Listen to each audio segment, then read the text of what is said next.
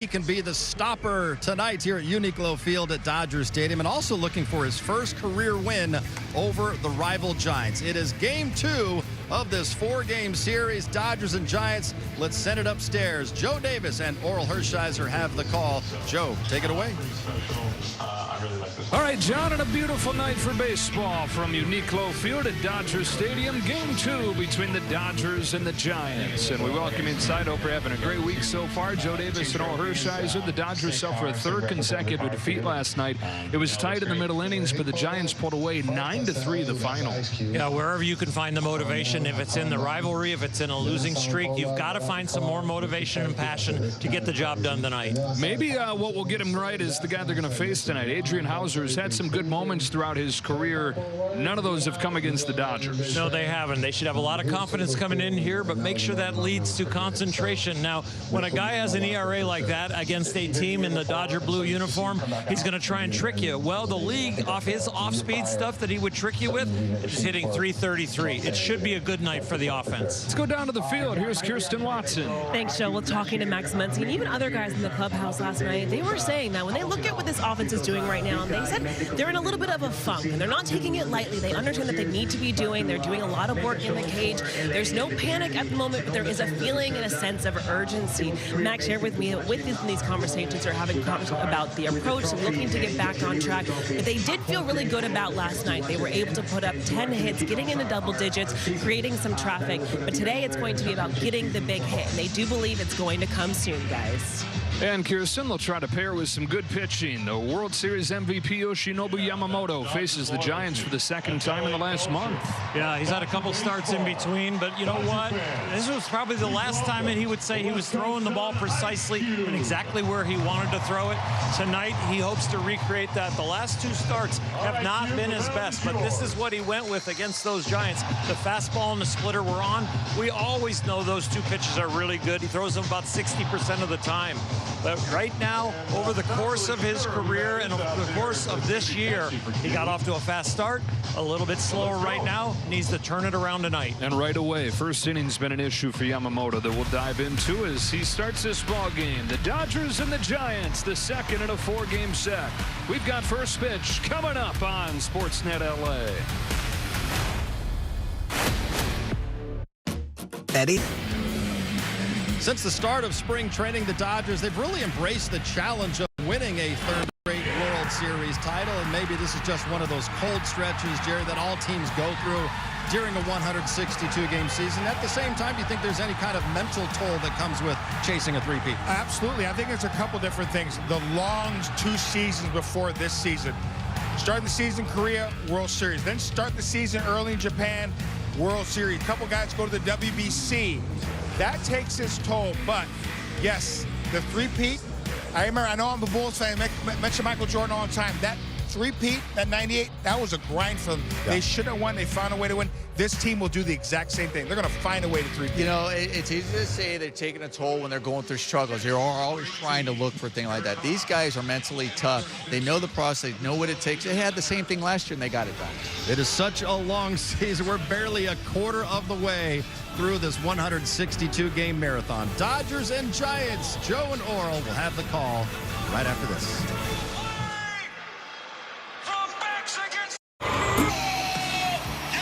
Back-to-back world champion Dodger baseball on Sportsnet LA is brought to you by Carl's Jr. Carl's Jr.'s new Western Bacon Chicken Sandwich with freshly hand-breaded all-white meat and just $5.99 for a limited time.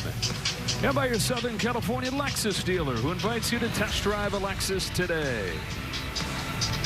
Ice Cube, who has been everywhere during this championship run for the Dodgers. This is before the parade and the ceremony. In last year's championship, he brought up the 2nd trophy. Him and Dave Roberts have become friends. It's like the unofficial hype man of this Dodger back-to-back championship run, and he's got his own bobblehead tonight. He's going to come and visit with us in the booth in a little bit. Throughout the ceremonial first pitch, and on this Tuesday night, his Friday buddy Mike Epps surprises him catching the first pitch. And they were able to keep the surprise genuine right there from Ice Cube.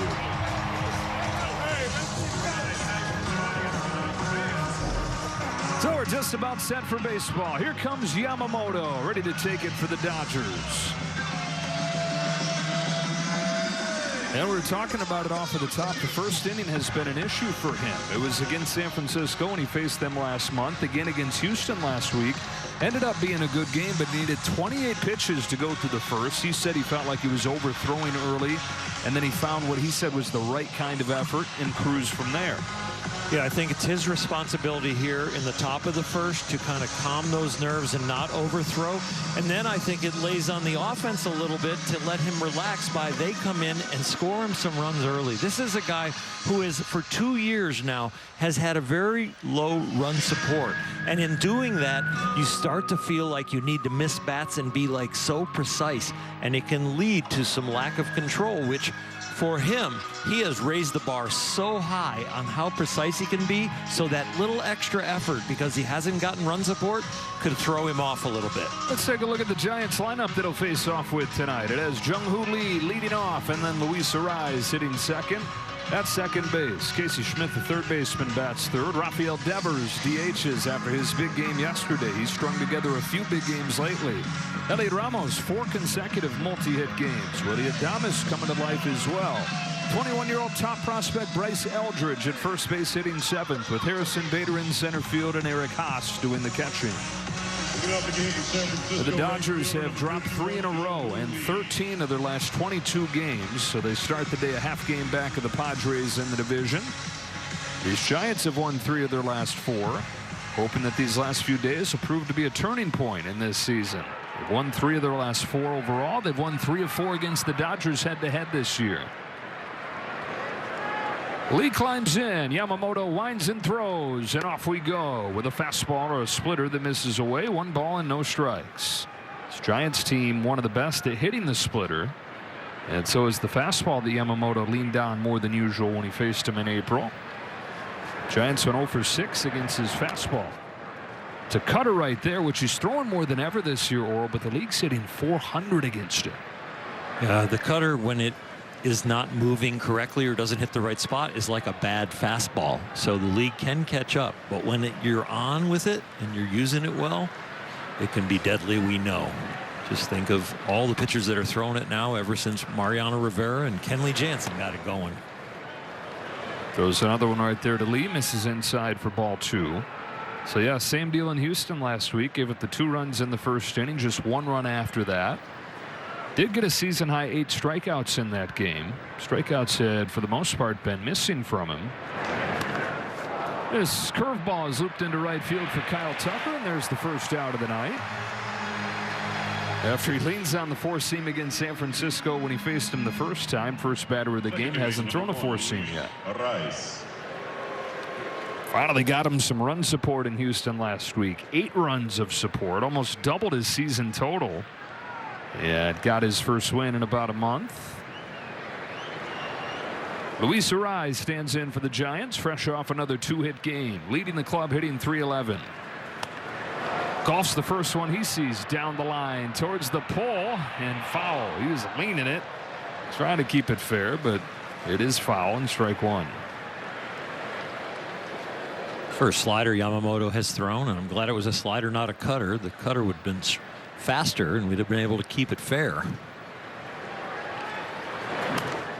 There's the first 4-seam that he throws, and it's 0-2. Threw that 40% of the time as a rookie, and he's followed the trend of the rest of baseball, down and down and down with that usage, below 30% these days. It's part of that just been him finding confidence in the rest of it. Yeah, and I think the whole league knows that, you know what, some of the hitters are starting to catch up to that 4-seamer up, and you don't have a sticky stuff, so the spin rates are down on it slightly, and then I think the 2-seamer's coming back into vogue. Look out, ball 1. That's quite a 2-seamer right there. Ooh. His has been really good. The league just 2 for 16 against it, and he ain't getting any hits against that one. Well, if that was a 4-seamer or a cutter, it gets his front shoulder. Gets a little snarl from Arraez, who waits on this 1-2 and fouls it back. That's not the splitter he was looking to throw him after the one that's up and in. That splitter was firm and kind of lazy up. He's really trying to throw one that would be a little slower with a little more bite.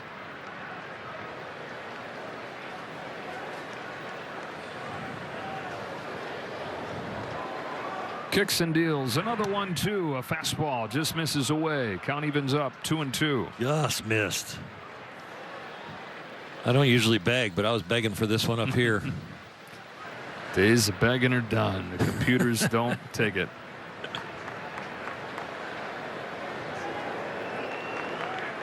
Yamamoto to rise, misses away again.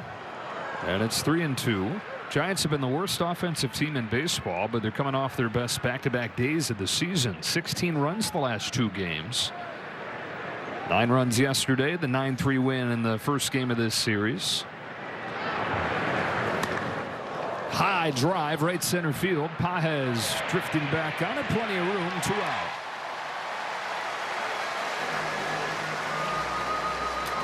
Fly out on a curveball, fly out on a four-seamer. Third baseman number 10, Casey Schmidt. 2 away for Casey Schmidt, who starts at third base today, just his 3rd start at third this year, and you can understand why Tony Vitello went with that tonight. Matt Chapman, their usual third baseman, is 0 for 11 with 7 strikeouts against Yamamoto, and has been struggling no matter who he's faced lately. Well, a good time to give him the day off. There's a 4-seam fastball for a strike. Casey Schmidt, somebody who had to fight for his spot on this roster, has been their best hitter this year. Kept it going yesterday, reached base 4 times, scored 3 runs. Prior to this great start this year, biggest thing that he had done in a short time in the major leagues was hit grand slams back-to-back days here last year. One of those was against Yamamoto. On an 0-2, he swings and misses. Yamamoto finishes a 1-2-3 first, just what the doctor ordered right there.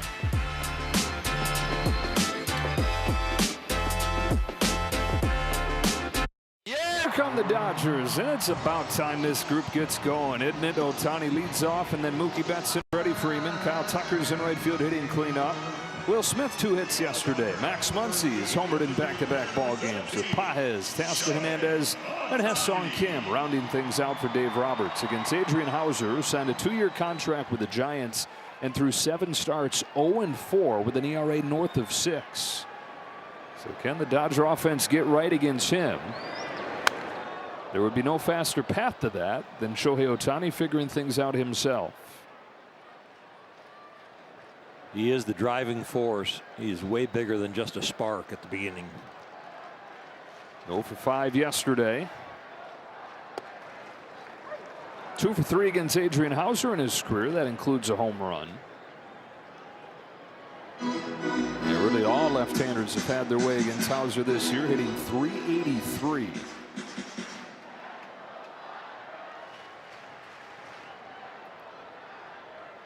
Oh, 2 pitch. Misses away, a changeup. He saw a bunch of those last night. Dave Roberts said he feels like there's been some over-anxiousness lately from Ohtani, trying to swing his way out of it.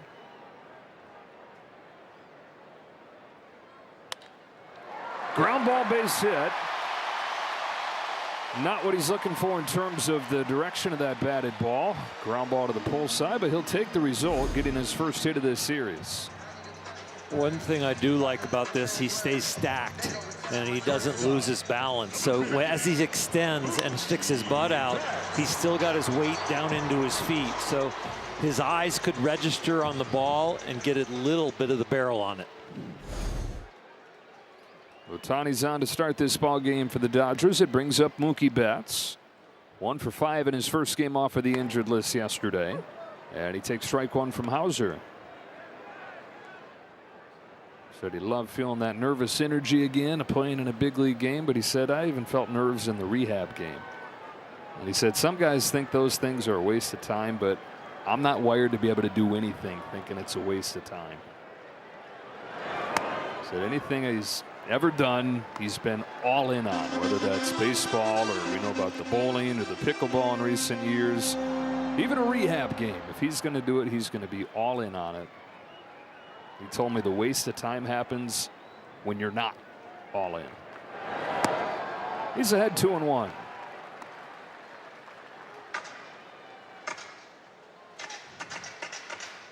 He's definitely a run toward success kind of guy. But those nerves are energy for him. On a 2-1 from Hauser. Betts sends one in the air to center field for Bader. And the first out. Yeah, the tailing action inside got him a little bit where you had to kind of nullify the bat speed just to get the head of the bat towards the ball.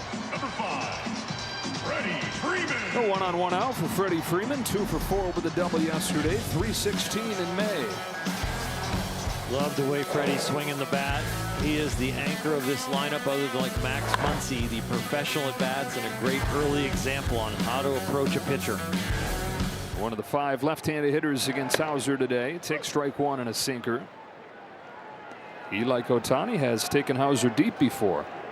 We talked about it during the pregame show, but the Dodgers have faced Adrian Hauser here in LA 3 times and scored 17 runs in 11 innings against him.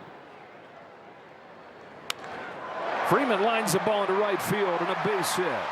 And so both lefties at the top of the order have collected singles in this first inning. Where Shohei hits the ground ball, Freddie good enough balance and reach to get underneath this and hit a topspin line drive to right field. Really good balance, really good down and through the ball with the bat path. Another one of those left-handed hitters comes up here. Kyle Tucker, who quietly started to climb out of his early season slump. Last 9 games hitting .300, more walks than strikeouts. Talking to Dave Roberts about how he's looked the last few days. He said he's loved the approach, but he's also liked how he's looked like he's been more stable in his base, more in his legs and his swing.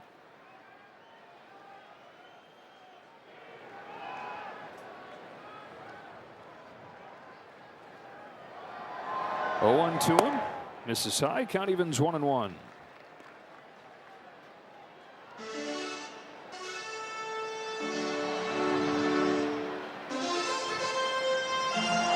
Adrian Hauser coming off his best game, really his first really good game as a Giant against the Padres last Wednesday. Just 1 earned run over 6 innings. At the top of the zone with a sinker here, 1-2. And throughout his career, some really bad moments, but also some really good ones. Parts of 7 seasons with the Brewers and then bounce around the last few years. Got released 5 different times. But had a career year last year to earn the 2-year contract with the Giants. This 1-2 to Tucker is fought off foul. He is really wearing out, or trying to wear out the lefties in with that comeback sinker, and he's got the range on it right now. What I love about this at bat so far is the very first pitch to Tucker was borderline, and it didn't change his facial expressions or his body language. He's like, that's okay, that's a strike, I'm fine. Now he gets hit. Well, it doesn't feel very good, but it's a gift on a 1-2 pitch. Dodgers have the bases loaded. Well, they've been sinking the ball inside to the lefties and bringing it back, and so they were going to try and throw a little cutter in there, and he just pulled it right into Kyle's feet. Number 16, Will Smith.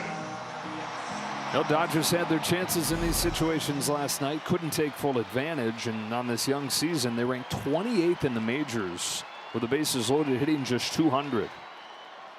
Will Smith takes strike 1.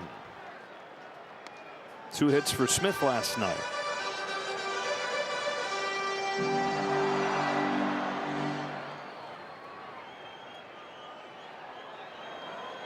The 0-1 pitch. Poke to right field. Lee goes back. He's still going and makes the catch. Jung-Hoo Lee takes extra bases away from Will Smith, but it's plenty deep enough to score Ohtani, and the Dodgers are on the board first.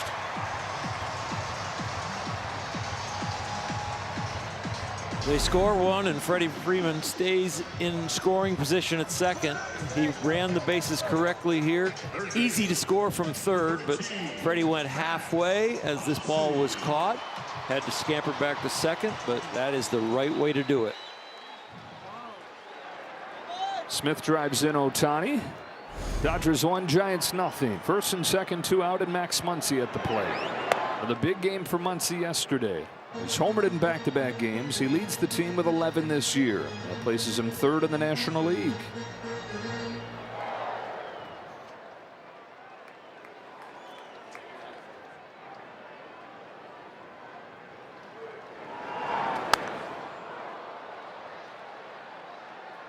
Two. Yeah, the last 2 games for him. He had the home run on Sunday. Did it again last night. I'll mention it again. I mentioned it last night. Nomar Garcia-Parra went up to him, a guy who almost hit 400 in the big leagues, one of the best hitters I've ever seen. Said, Max, stay right where you are. The results are going to come. This is the best I've seen you swing the bat in years.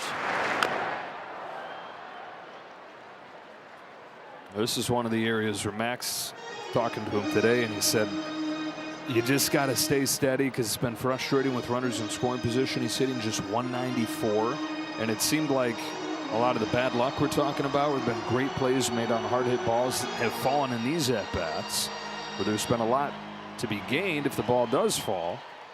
It makes it hurt that much more when it doesn't. Down 0-2. Hauser delivers. Muncy stays alive. When you're locked in the way Max is, it doesn't even matter the count. He's just loading, looking for the baseball, and if it's a strike, he's ready to hit.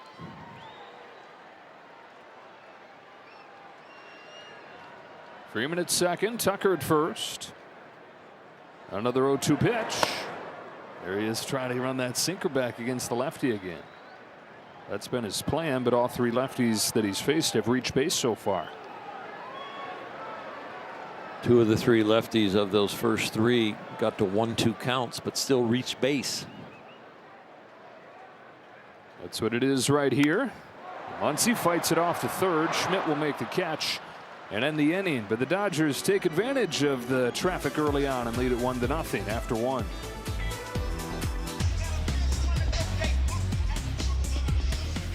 Well, the Giants offense broke out in a big way last night. 12 hits, had a season-high 6 walks, and it was the heart of the order that led that charge. Rafael Devers and Elliot Ramos, who will be the first 2 batters up against Yamamoto here in the second. And it has been the most noteworthy thing, the most newsworthy thing for the Giants the last couple weeks. Rafael Devers coming to life. 2 for 3 with a home run yesterday. 364 so far in the month of May, and he's hit 3 home runs in his last 5 games. The Giants have any chance of climbing out of this early season hole they're in, he's going to have to be himself. Watch the curve for ball 1. Yeah, now a splitter a little bit low. 2-0. Tony Vitello was saying after the game last night that he's not sure that Devers is ever going to be the rah-rah quarterback kind of leader, but when he's playing like this with the joy, and Tony Vitello used the word mojo, we all feed off of that. We all fall in line. It's hard to have that mojo, that joy, when you're not hitting.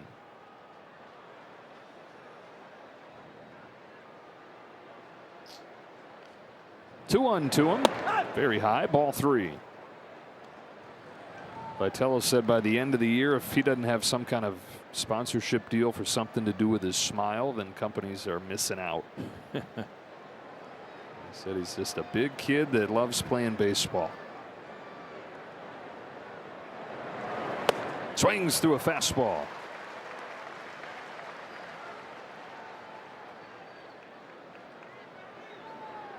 With the early struggles, there was a ton of that.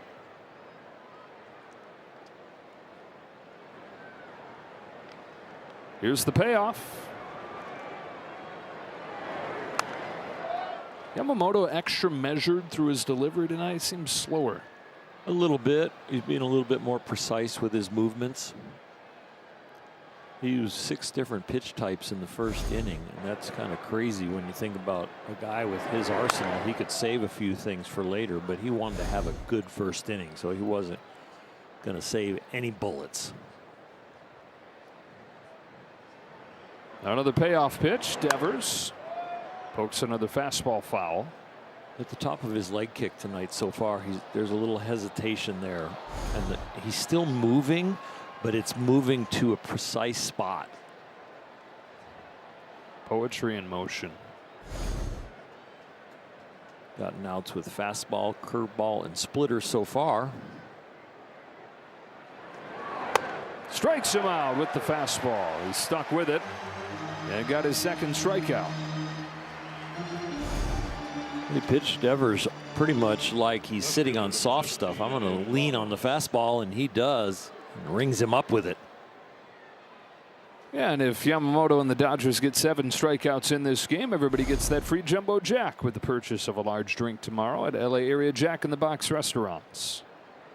He's retired the first 4 Giants as he tries to beat San Francisco for the first time in his career. His first one to Elliot Ramos is very high. 6 starts against the Giants. He's gotten a total of 17 runs of support. And so that's how you can be Yamamoto and not have a win against the Giants.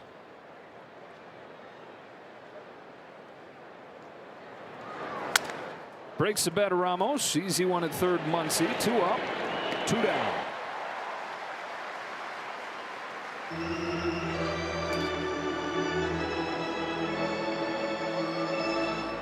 They faced the Giants in April in San Francisco. It was another one of those situations with the first inning bid. I mean, he gave up 3 runs in the first. Hardly any traffic after that and was able to go 7 full. But only 1 run of support. Lost that game 3-1. Willy Adames.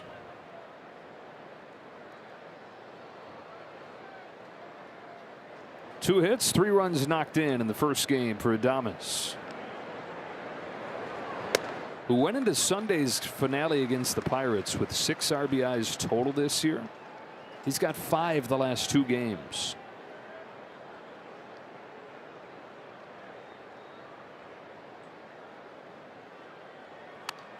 Oh, 0-2. He had one of the big hits for the Giants yesterday with 2 strikes, a pitch that Will Klein would like to have back. We had a few 2-strike breaking balls that hung last night from multiple pitchers. That's why the bullpen kind of had a rough night. A game that was tied at 3 after 6 innings, but the Giants bullpen, while they put up 0s, the Dodgers gave up 6. 0-2 pitch.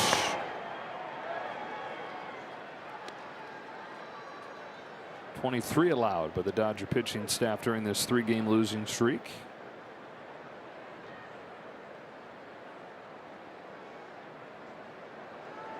Yamamoto's 1-2. Adames, a half-hearted swing, flips a lazy fly ball into center field for Andy Pages, and Yamamoto's retired the first 6.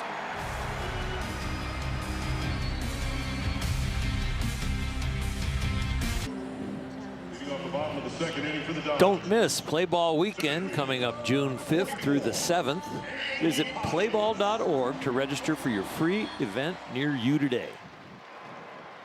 Bottom of the Dodge order coming up here in the 2nd inning, leading 1-0 against Adrian Hauser and the Giants. Andy Pages leads off after a increasingly rare 0 for last night.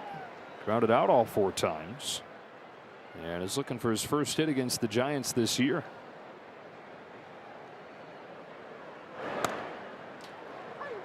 Bottom of the zone, Pages will challenge it. Batter's challenging the strike ball. ABS powered by T-Mobile. And he was right. Ball's overturned, pitches a ball. Los Angeles has 2 challenges remaining. I am amazed at how the naked eye can see that closely and get it right, even 50-50. It's amazing.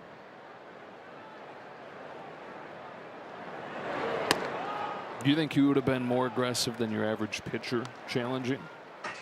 I would have probably trusted my catchers, especially Mike Scioscia, Rick Dempsey when we won it.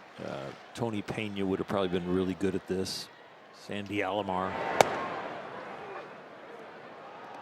You want the catcher that that has a lot of reps to be back there helping you, not the backup catcher that maybe only catches once a week.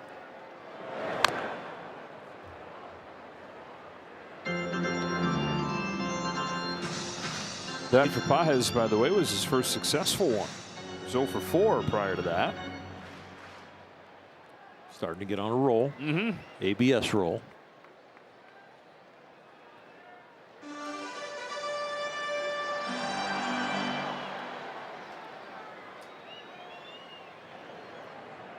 From 3-0 to 3-2, Hauser delivers. Pages strikes out swinging. Hauser has the lowest strikeout rate in the National League, and he's got his first one of the night against Pages. Well, Teoscar Hernandez, who had a good first night to this series. First pitch of the ball game, made an excellent defensive play and was on base 3 times. He had his first extra base hit in a few weeks. Also took a walk. Dave Roberts moved him down in the order. Maybe gave him a little inspiration, but could be a coincidence also. This guy plays with a lot of energy usually, but he has been in a funk and kind of lost. Maybe found himself last night. Tries to check his swing and does so successfully. It's 1-1, and was on the field with Ohtani, that same group, during batting practice yesterday, getting some extra swings in, trying to figure things out. And Dave Roberts is saying mechanics, of course, everybody's always talking about mechanics, but for him it's been more about approach with Hernandez. Big drop in how aggressive he's been this year. So he's been behind in the count a lot. Dave said patience is good, but not always. And he feels like that a lot of times Teoscar's been patient, not in the right spot though. Finds himself down 0-2, and then that leads to him chasing, trying to get back in. 2-2 this time.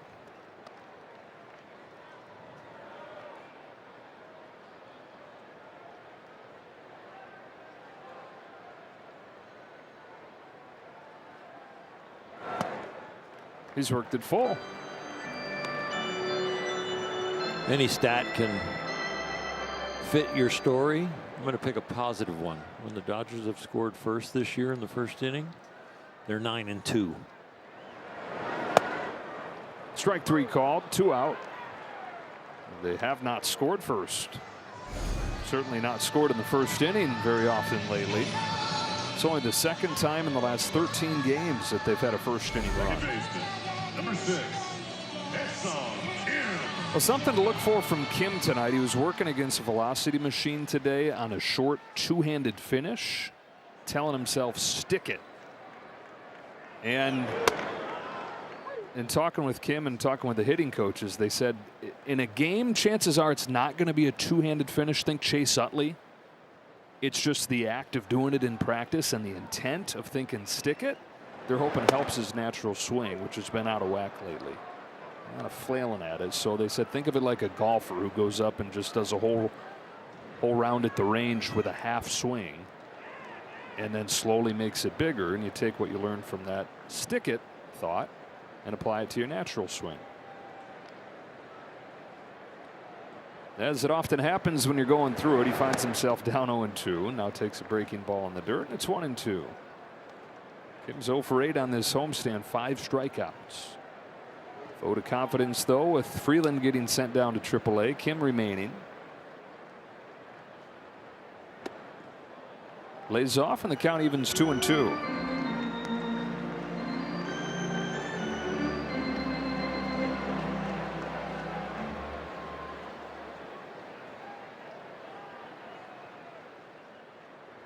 Ha-Seong Kim watches ball 3.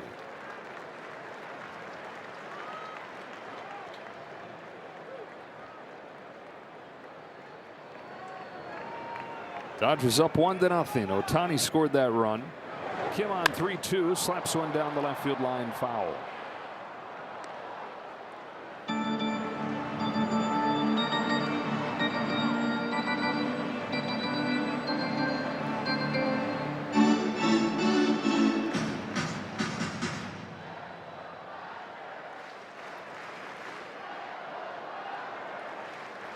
Another payoff from Hauser.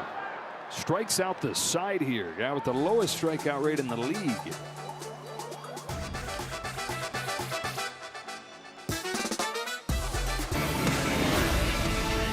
Back-to-back world champion Dodger baseball on Sportsnet LA is brought to you by your local Kia dealers. Visit kia.com to discover movement that inspires. Yamamoto comes home with his first pitch of the third. It's a breaking ball that misses on the 6'7" Bryce Eldridge. Only guy that's taller than Aaron Judge in the major leagues right here. Top prospect, just called back up, made his debut late last season.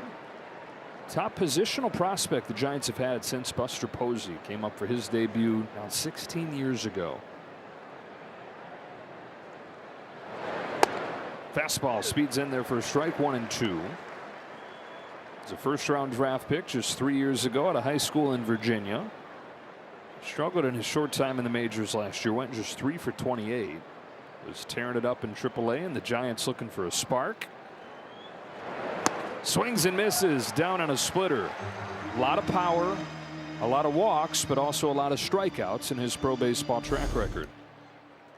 5 out of the 7 outs for Yamamoto, and a few Ks are on the fastball splitter combo, so he is on his game. He's retired the first 7. He's already got 3 Ks, and that's halfway to Jumbo Jacks. Harrison Bader with 1 away in the 3rd. Swings and misses at a first pitch cutter. Bader returned from the injured list yesterday. Went 1 for 5 with a double. Stabilizing center field form. Really good defensively. We saw that great play that Jung-Hoo Lee made earlier tonight. Lee was supposed to be the center fielder when he signed that big contract. Wasn't as good in center as they had hoped for, but he's been awesome in right, and Bader's the guy that's allowed him to move there. Brought him in on a 2-year contract after they had the worst outfield defense in baseball last year.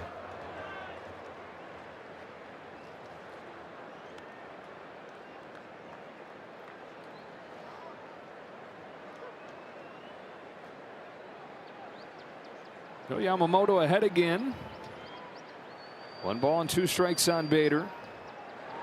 Here he comes. Got him with a high fastball. Back-to-back Ks, 8 up and 8 down. Keep it going. Looks really good. Got by the first inning. Got 1 run for run support. And is hitting his spots right now and changing speeds. We talked about how it's not been quite as good the last few starts. Dave Roberts said, yeah, it's been good, but just like we all do expect more from him, he feels the same way himself. And Dave said he expected an extra motivated version of Yamamoto tonight. Journeyman catcher Eric Haas taken a little bit high. 4 for 14, 2 doubles so far this year for the 33-year-old in his 9th year.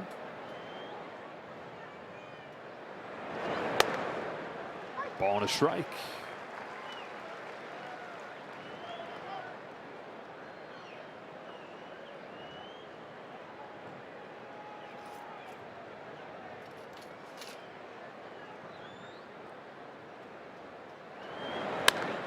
Haas launches one to left center field. Pages will turn and watch this fly.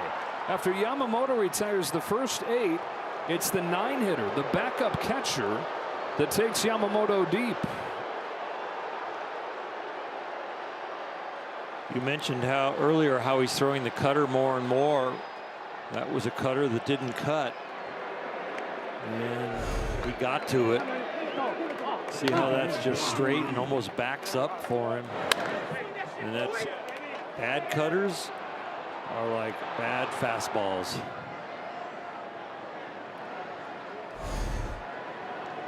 So Haas now 5 out of 15 in a Giants uniform, 2 doubles and a home run. But a challenge coming here from Lee. Powered by T-Mobile. ABS powered by T-Mobile, and it was a ball. San Francisco has 2 challenges remaining. That's the first home run, by the way, for Eric Haas since May 7th of last year. Played just 30 games last year in the major leagues with the Brewers. But you can play for a long time as a backup catcher who's a good guy and handles the staff, and he has that reputation of being somebody that you can trust when you put him in there every few days. With his 4th different team, first year with the Giants. Lee goes up the middle to a waiting Mookie Betts. Giants tie the game and a home run from Haas. And on Ice Cube bobblehead giveaway night, guess who's joining us in the booth?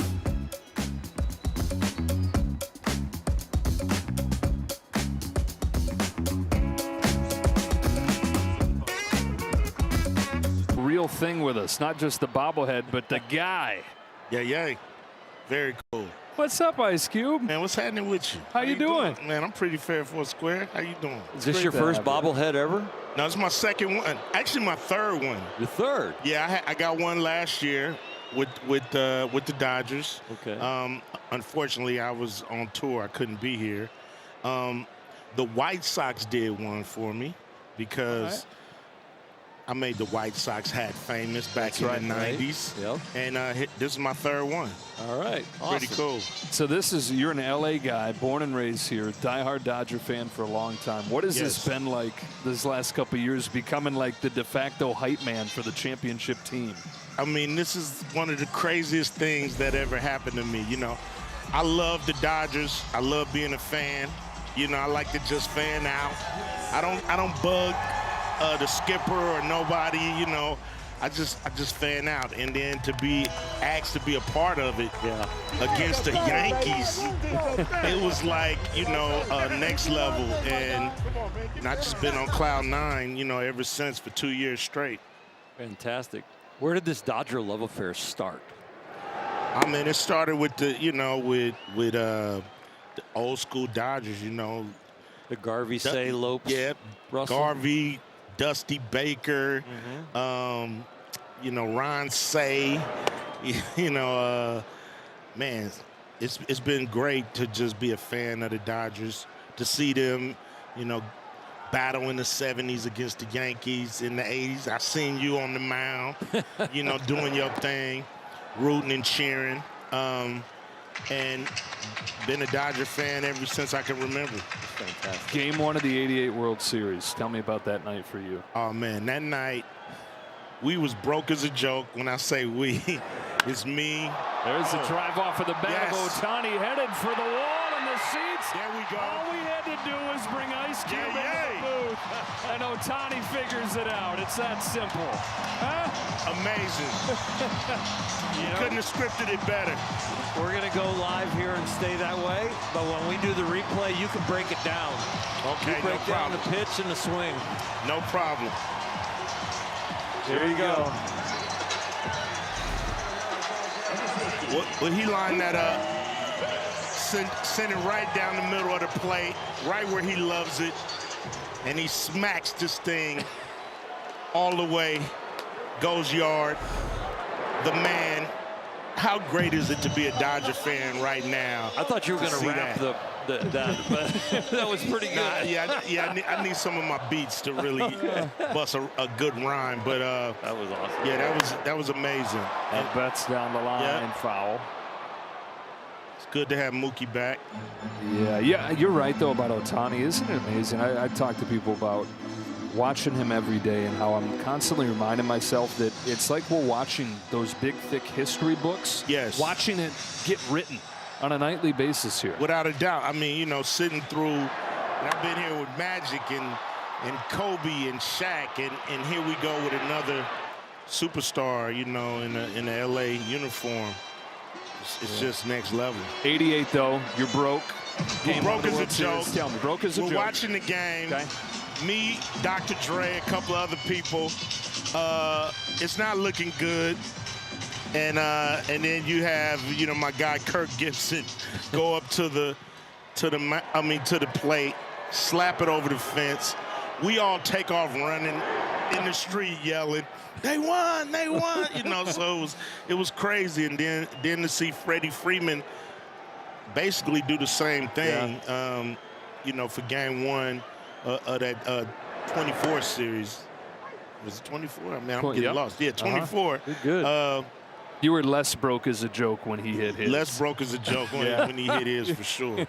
But an amazing night. And like I said, I've been on cloud 9 ever since. Hey, how about the first pitch tonight? You look genuinely surprised at who your catcher was. Yeah, man, you know, this dude, Mike Epps, man, he's my guy. You know, he snuck in there, throwing that catcher's outfit. And you know, he caught it out the dirt, which is cool. I didn't think he was going to catch it. You know, I thought it was going to roll to the wall and he was going to embarrass me. But, yeah, man, that guy's a great dude. Mike Epps, been working with him ever since we did Next Friday. We're going to do another Friday movie again, and it's great working with him. Freddie Freeman takes the walk. Was that an exclusive announcement? No, out there. No, it's out there. Okay. What's exclusive is we're gonna do a Every Day's Friday show out here at the Long Beach Amphitheater, new Long Beach Amphitheater, July 17th. It's gonna be fun. Man, so you're still all over the place, still performing, still doing. How do you find time to do all this? I love it. You know, it's I started rapping when I was 14 years old, just for fun. Yeah. Didn't think I was gonna make a quarter, and here we are, man. 41 years later, and you know, it's still just as fun as it was when I was 14. When you started, like in broadcasting, I don't like my own voice. When I hear my voice, I'm like, oh, I don't like it. Did you like your own voice, and do you still like it now? It took me time. You know, it's once the fans start to say, man, you know, you got a great voice, and when they start buying the records, you got to realize, okay, the voice might be all right. Yeah. When you go platinum, you know, you might like, okay, this voice might be okay.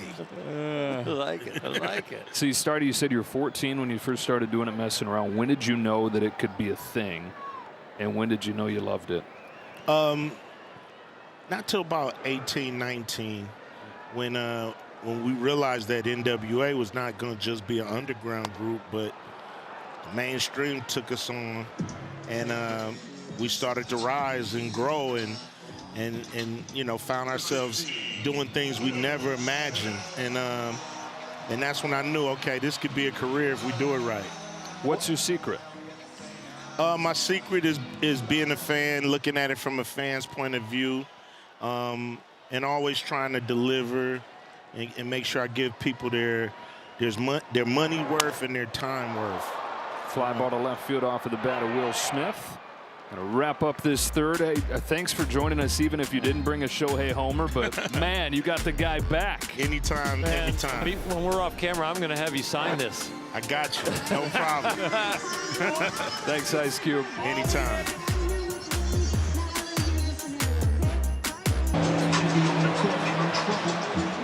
Join us for Dave Roberts Bobblehead Night on May 25th, presented by Toyo Tires. Visit Dodgers.com/promotions to learn more.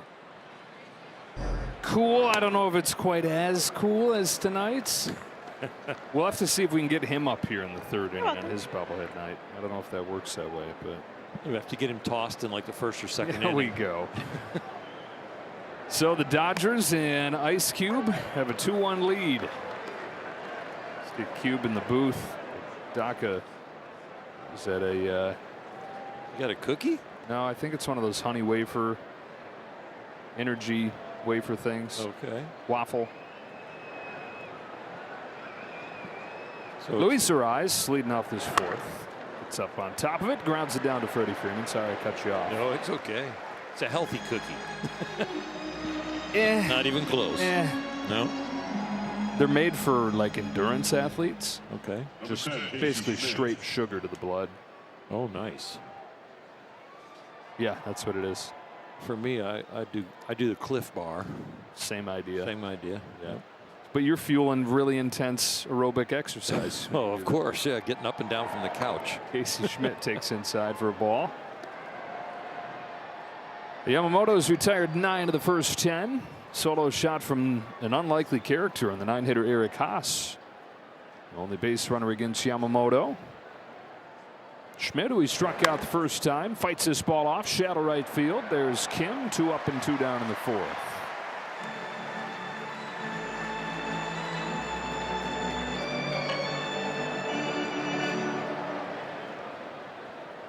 And now Devers. Who Yamamoto continued to challenge with fastballs the first time he faced him. The long at bat went to 3-2, fastball after fastball after fastball that he fouled off, but then took one for strike 3.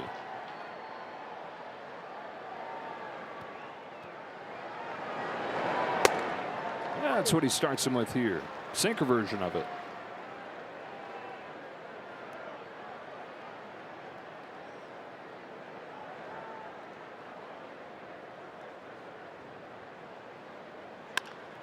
Yeah, now a splitter that's grounded through. Ball had eyes, and a 2-out hit for Devers.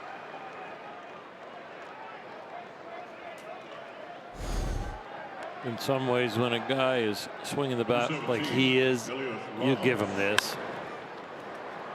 I got the weak contact. He's glad it found its way through. I'm glad it's in the ballpark, and I'm still feeling pretty good about myself.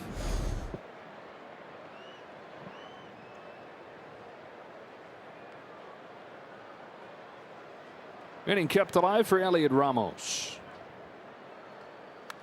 Fouls off Yamamoto's first pitch. Ramos, one-time top prospect who got to the major leagues and struggled so badly that he went from top prospect to the guy that they look at as a bust. And it took a bunch of injuries just to get him back into the major leagues for another chance. Took advantage of the second chance, though, as an all-star 2 years ago. He's put together back-to-back 20 home run campaigns. Swings and misses. He's down 0-2 here. He's got another solid season going. He checks in at 278 and has had 4 straight 2-hit ball games. Devers off first. 0-2 coming home. Ramos swings and misses. Another splitter falls off of the table. Yamamoto's got 5 Ks and just a run allowed through 4 innings.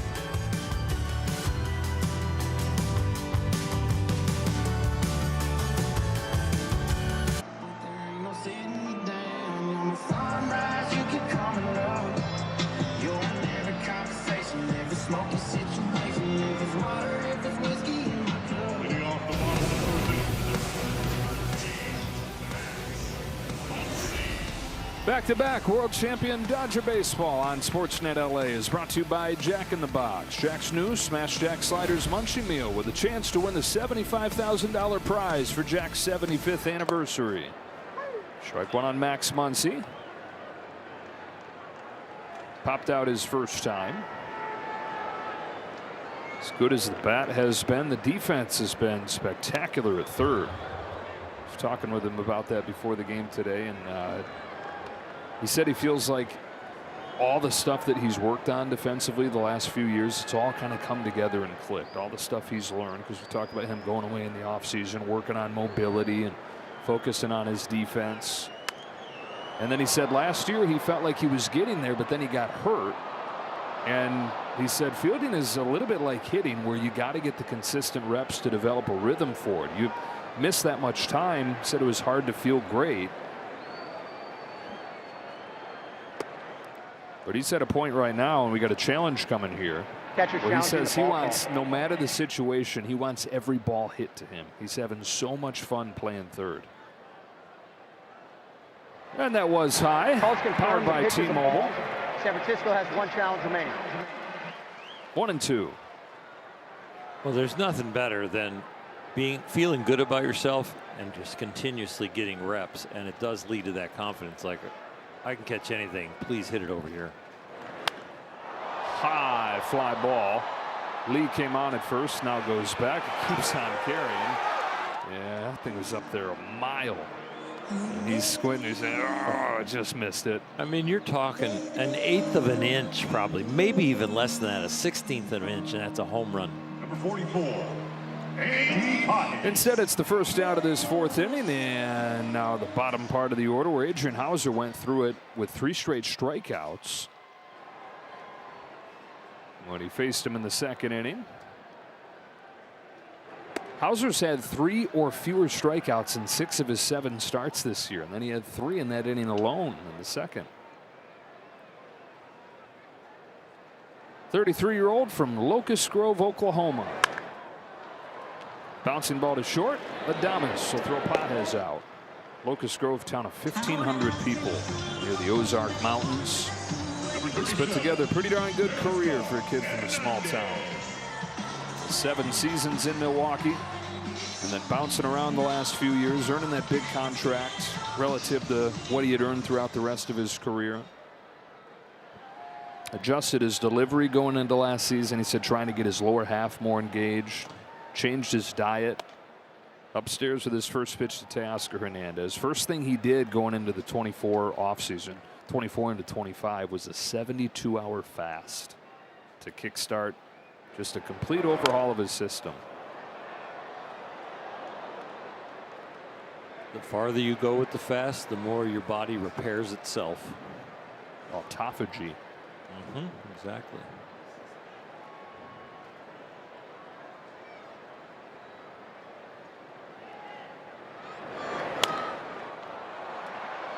Under the ball hit way in the air.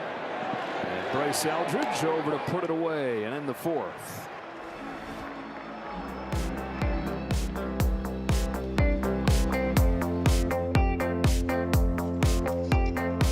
World Champion Dodger Baseball on Sportsnet LA is brought to you by your Toyota dealers. We make it easy.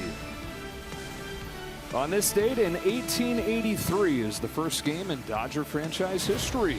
They were the Brooklyn Grays at that point. Real exciting name. Grays is the color of their uniforms. Willie Adames chops Yamamoto's first pitch foul. That was Washington Park, where they played their games for the first 30 years or so that they were a franchise. Built on the site of one of Washington's famous battles in the Revolutionary War. It's Washington Park. One of the first employees of the organization in that 1883 first iteration of the franchise was a ticket hawker named Charlie. Charles Ebbets grew up to become the team president. And he for years had this vision of this beautiful stadium getting built in Brooklyn to replace Washington Park. He just had to find the place for it and then get the power to build it. He became team president 15 years after he got that first gig as the ticket hawker. 1-2 on Adames. And he would take walks through Brooklyn surveying potential spots for it. He found this area that he thought would be the right spot, but it was 40 different plots of land that he had to buy up individually, quietly, so people didn't know that it was him with that purpose, because that'd drive the price way up.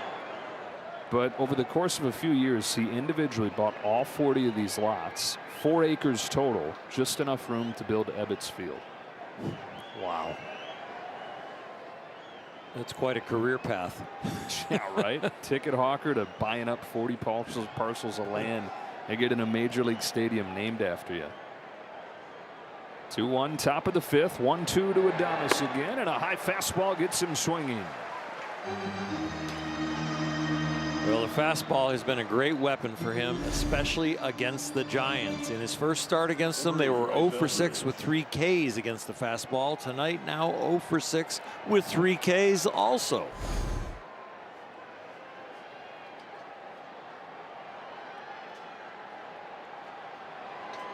One away, Bryce Eldridge struck out his first time, and he has seen a kind of pitch that he's probably never seen, that major league splitter Yoshinobu Yamamoto's.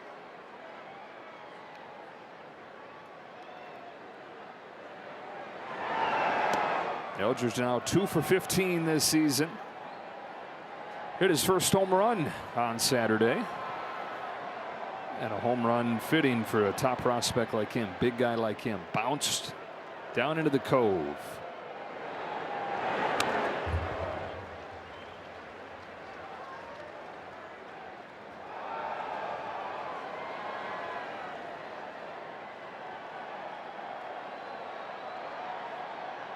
Eldridge, besides being just a really good hitter, a couple of the things that he does particularly well are exactly what the Giants are in need of: power and patience. Taps this one left side. Muncy charges, flips it over to first and gets him. 2 up and 2 down in the fifth. He's got the stature of a Brandon Belt back in the day. But Brandon didn't hit for a lot of power. He did by surprise, but this guy's got more natural power, and that's his swing.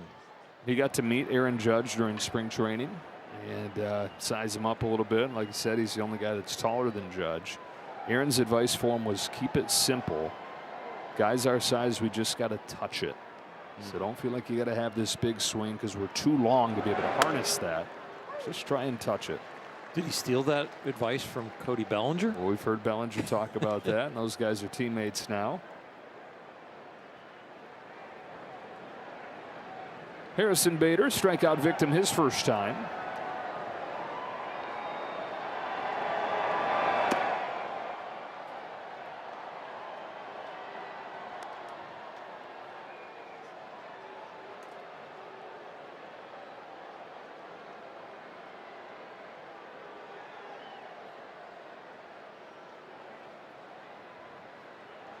Now the 1-1 pitch. Got a chase from a very aggressive hitter right here in Bader.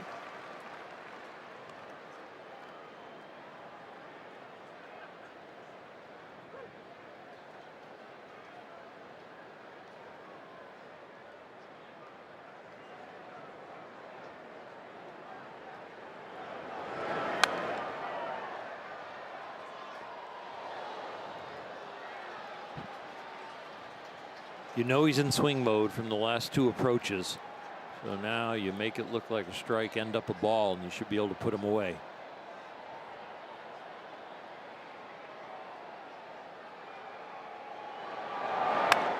Bader turns on it, hits it deep to the left field corner, and gone.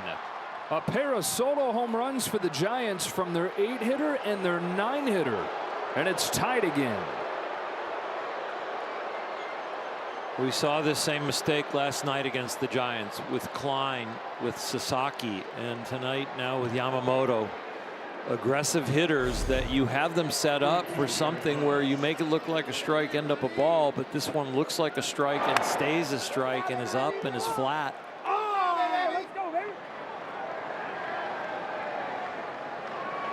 Those are mistakes that we're not used to that young man making. 7th home run allowed by Yamamoto this year. That's halfway to last year's total. In about a third of the innings. And there's another blast. Eric Haas has done it again.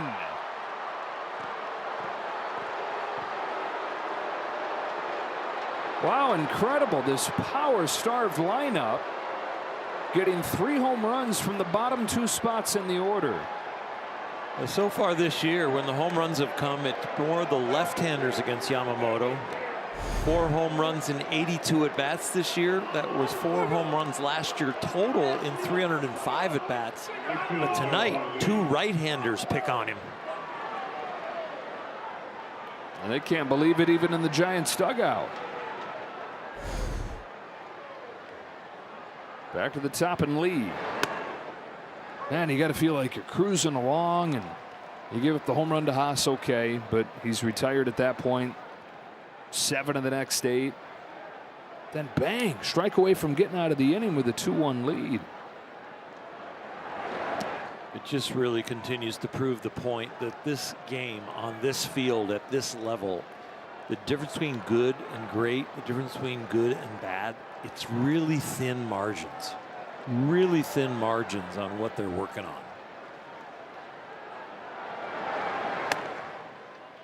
From a 9-hitter and an 8-hitter on a team that is struggling for power, struggling for runs against a World Series MVP, a guy who's probably this year still going to be a Cy Young candidate on the mound. But it's edges.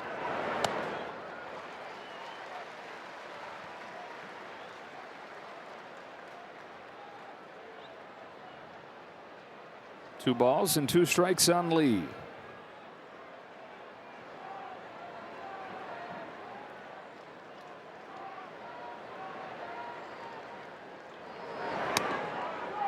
Full count.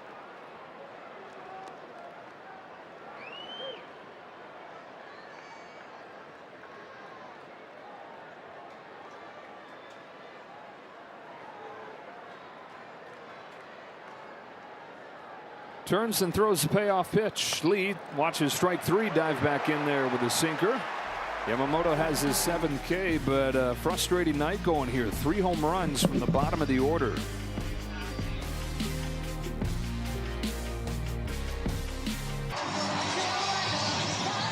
Celebrate Mexican Heritage Night Tuesday, May 26th, presented by Hornitos. Purchase special ticket pack today and receive an exclusive Mexican Heritage Night jersey. Visit Dodgers.com/promotions for more information.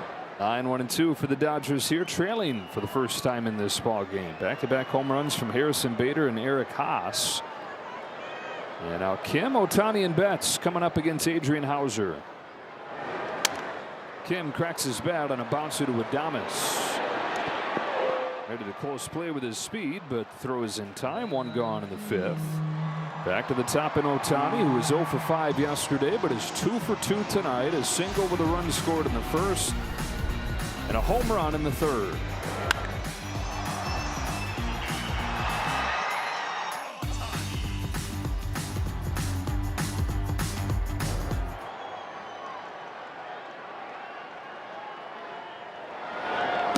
Home run was his first since April 26th.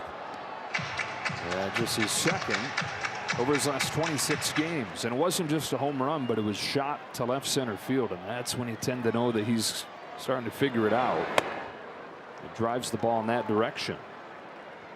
He's pulled the ball way more this year, and he's pulled it on the ground way more. In fact, he has one of the highest ground ball pull rates in baseball. Ahead here, 3-0. We were talking about how Dave Roberts said he sensed that he was over anxious and was trying to swing his way out of it. Dave said, I like the idea. It's just hitters like him, that's not the path out, because pitchers still aren't giving in. They're still not giving you good stuff to hit. Catcher's challenging the ball call. The challenge right here, as tough as it is, Dave was saying, you got to still let it come to you. You got to still be patient. Yeah, and this ABS challenge powered by T-Mobile is a good one from Haas. 3 balls, 1 strike. It may be a good one. Yeah, they might rather have him over there standing at first base.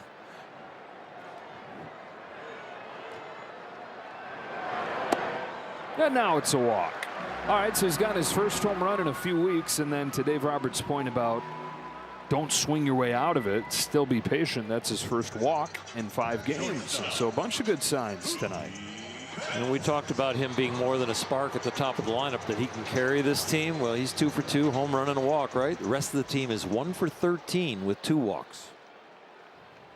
A lone hit coming from Freddie Freeman. So tying on a board, Betts at the plate, and he takes downstairs for ball 1. Doc was saying that Ohtani is going to have Thursday off, which is the day after his start. TBD whether he hits or not on his start day tomorrow. But Thursday potentially could end up being his first true day off, full day off of the year. Although Doc did say he would be available late in the game. He's hoping that he uses that day to maybe show up a little bit late, take your time going through whatever it is you feel like you have to. But he's learned in his couple years with Ohtani, he's got to take it into his own hands, be proactive to make sure Ohtani gets rest, because he's not going to stop working.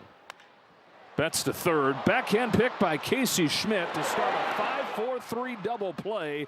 A nice pick by Eldridge on the back end of it.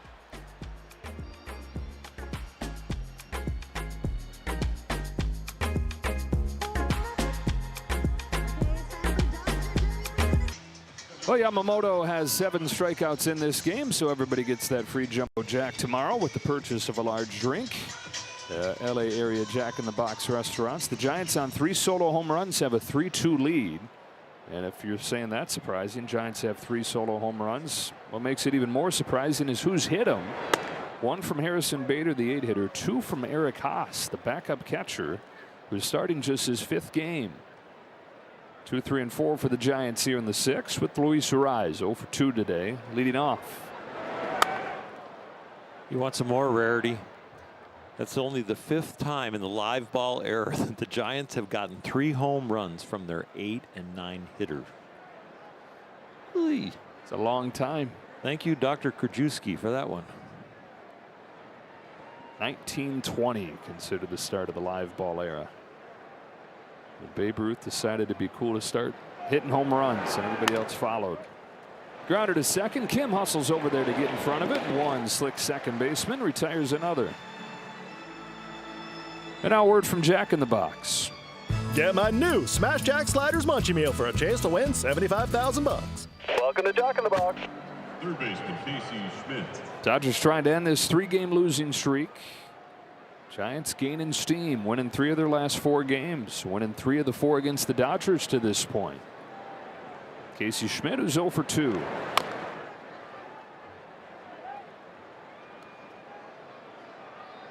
Dodgers have scored a total of 9 runs in the 5 games against San Francisco.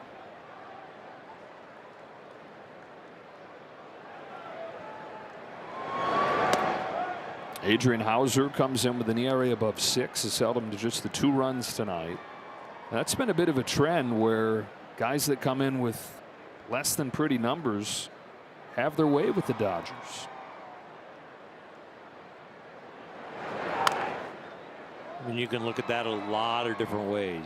You can look at it, is there not the same amount of concentration because it might be an easy night and they think it could be. It might be that the guy is actually on his game and the rhythm of baseball is they come in bad, but they finally find it against the club.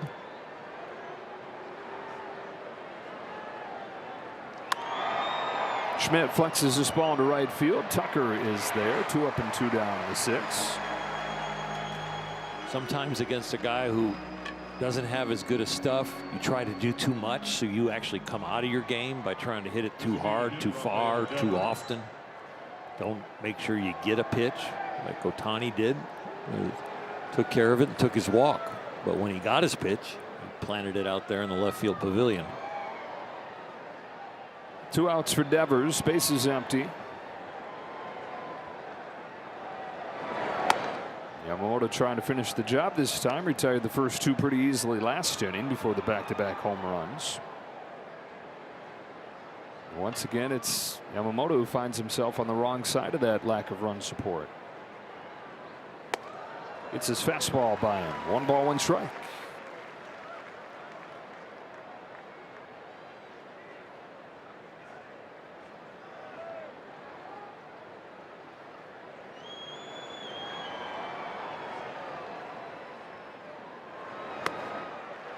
Again, 1-2.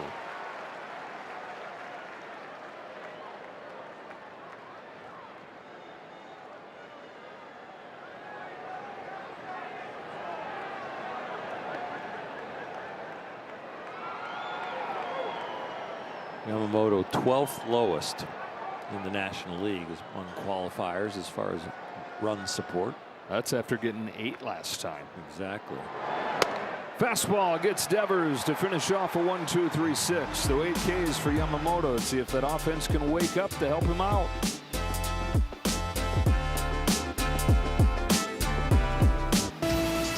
Back-to-back world champion Dodger baseball on Sportsnet LA is brought to you by Morongo Casino Resort and Spa. Less than 90 minutes from wherever you are. Good times. Dodgers 2 runs on 3 hits in this ball game. Down 3-2 to the bottom of the 6th. Freddie Freeman, who has one of those 3 hits, in addition to a walk, takes ball 1 from Adrian Hauser. Freeman, Tucker, and Smith coming up here.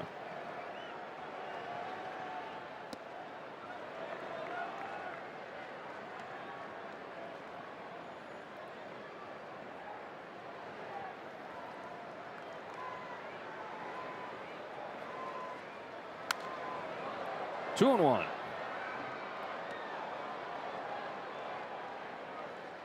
Time to support their World Series MVP. Yama not only spit the hook, but get a W.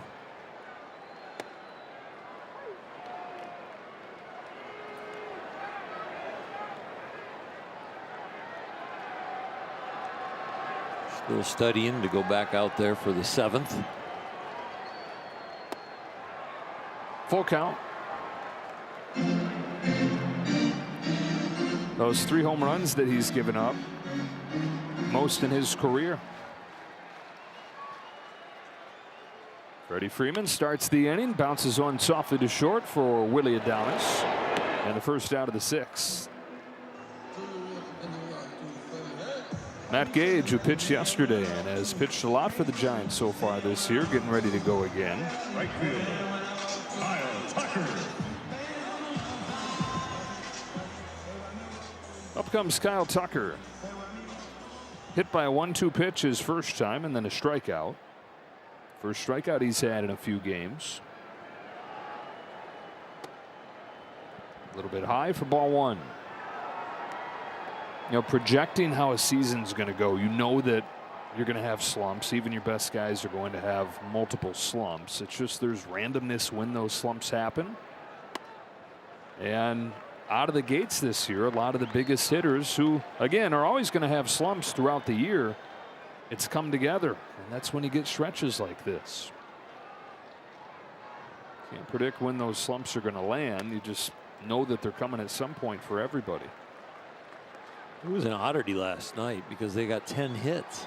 And they just couldn't push them across the plate. A lot of times through these slumps, the traffic has come with 2 outs.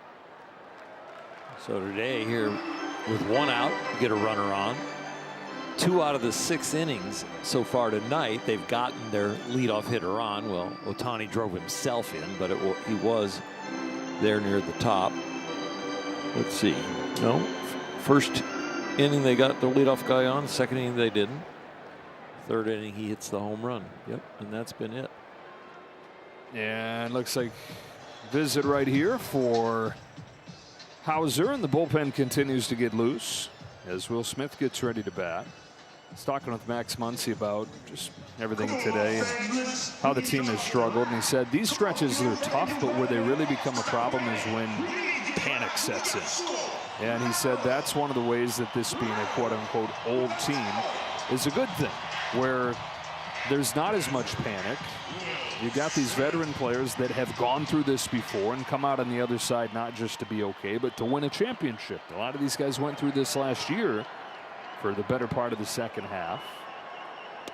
Proved to themselves they can not just come out of it, but come out of it and win. And he said the handful of young guys, if they do go through stretches where they have a little bit of panic, you just pull them aside, remind them that we believe in you, we know you're going to be fine, and don't panic.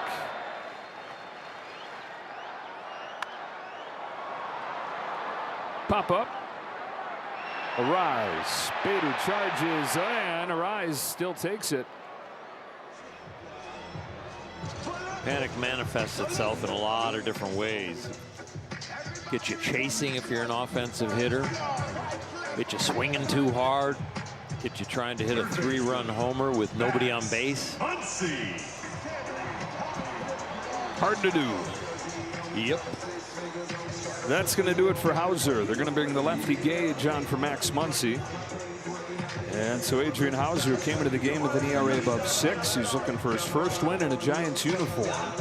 And against a Dodger team that has tormented him throughout his career, 5 2/3. Just the 2 runs. Bullpen takes over here in the 6th.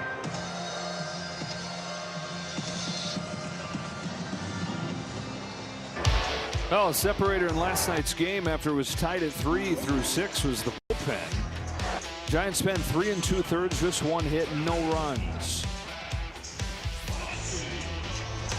Yeah, and one of the guys who was a big part of that, Matt Gage, went 1 2/3, did not give up a base runner through 21 pitches. This is going to be his 4th outing in 5 days, and again, coming off of those 21 pitches, 4th outing in 5 days. National League high 21st appearance this year. Did not face Muncy last night. Tucker's at first, the tying run. Muncy at the plate here. Yeah, he fouls off the first pitch. Part of Muncy's great season has been hitting left-handers at a solid clip, hitting 300 against lefties. Better than he is against righties. Gage's average against lefties is .095, so we got quite the battle here.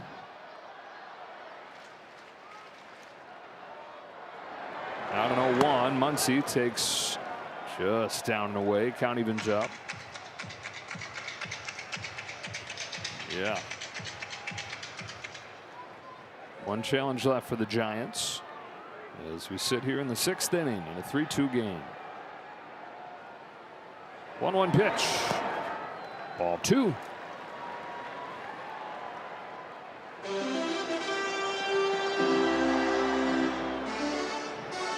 Max gave you the quote about the older team and no panic. If he doesn't get a strike here, that would show no panic. Just pass the baton.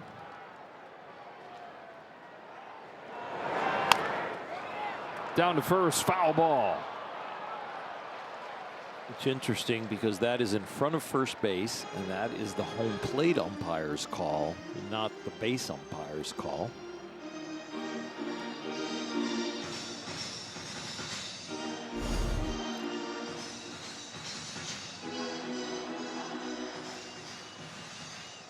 Home plate umpire was late getting out there and was blocked. Dodgers glad the first base umpire took over. 2-2. Count is full, and so the tying run will get a head start from first. Here's your living, breathing example about veteran team and one of the guys with the best eyes in the major leagues at the plate. 3-2 on Muncy. Swing and a miss, strike 3. 6 innings in the books. The Giants 3, the Dodgers 2.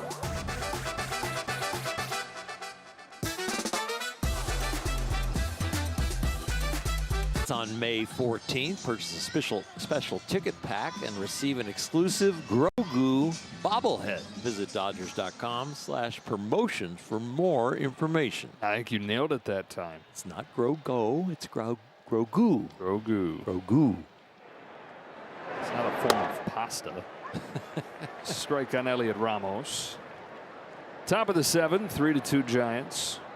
And it's not been the usual suspects for the Giants in this game. Bader and Haas combining for 3 solo home runs. Ball and a strike on Ramos.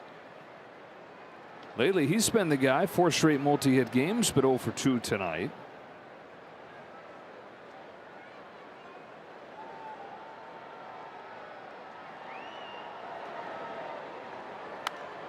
Top 7 in the Giants order combined 1 for 18.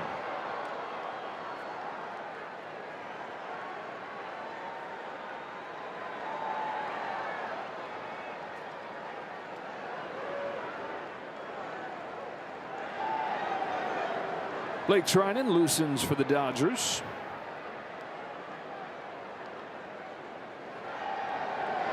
Yamamoto's 88th pitch is a ground ball past Muncy down the left field line. Ramos headed for second with a leadoff double.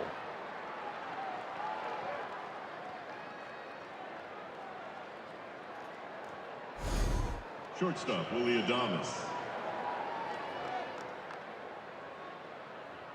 It's a good pitch. Gets a weakly hit ground ball. It's just hitting the right spot with some big hops.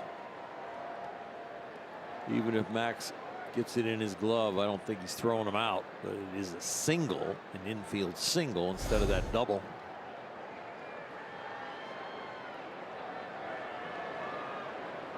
Brings up Willie Adames, who has driven in 5 runs the last 2 games.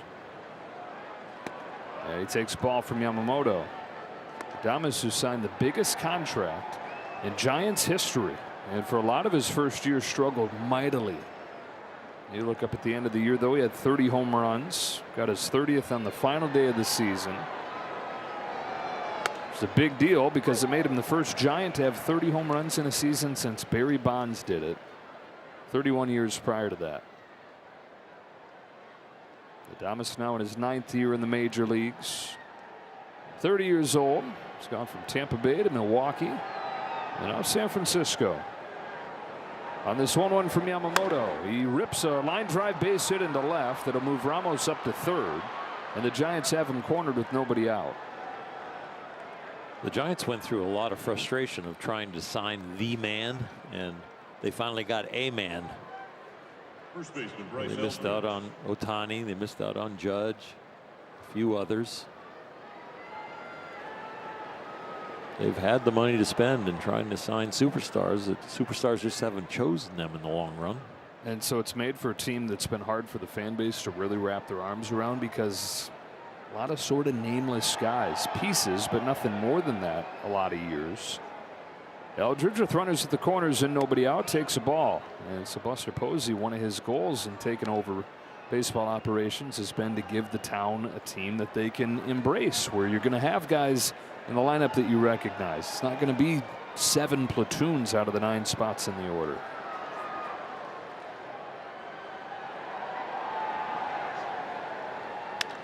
Eldridge lines one to second. That's caught by Kim.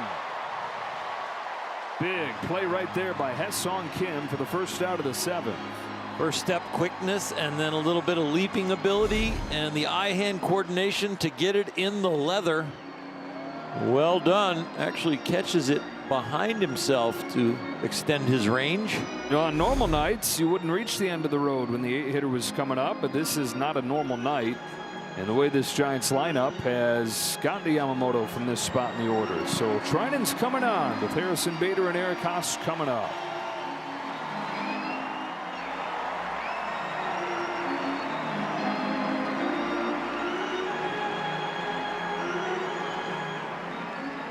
High with 8 strikeouts, but the 3 solo home runs have him behind at this point.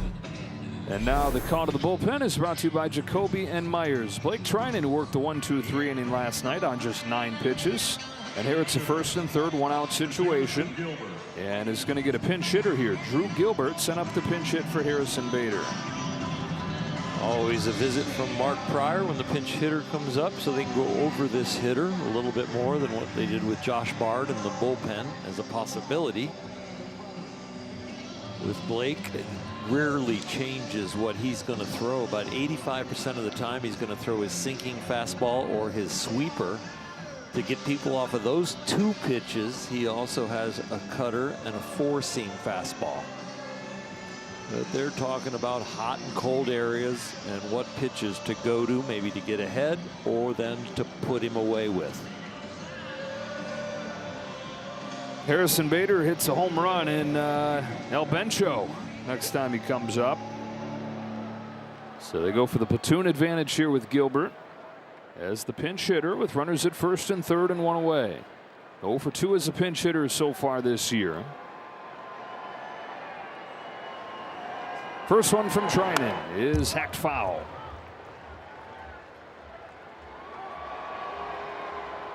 Gilbert, 25 years old. First round pick of the Houston Astros and was Tony Vitello's star outfielder at Tennessee. Traded to the Mets, then to the Giants. On this 0-1 from Trinan, shows bunt and takes low.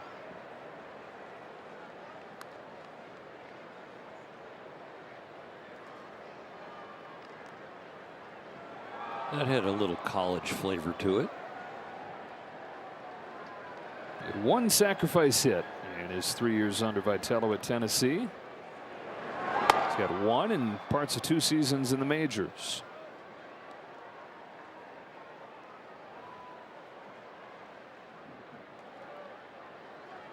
Double from Elliot Ramos, single from Willy Adames. They're the runners at the corners here.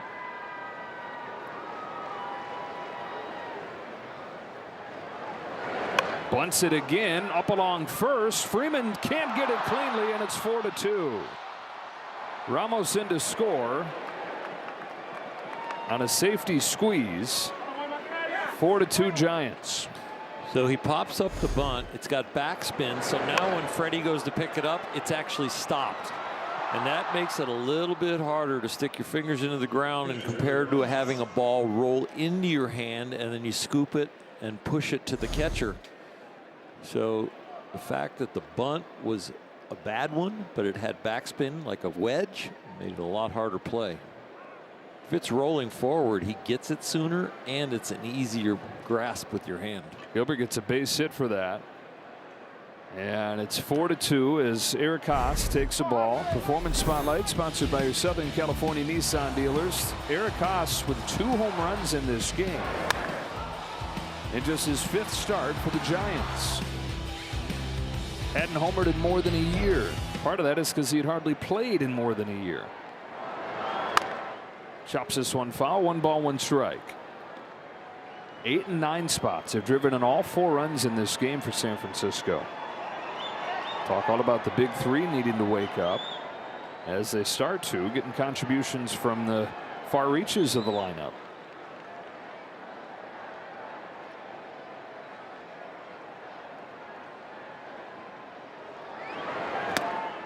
One and 2.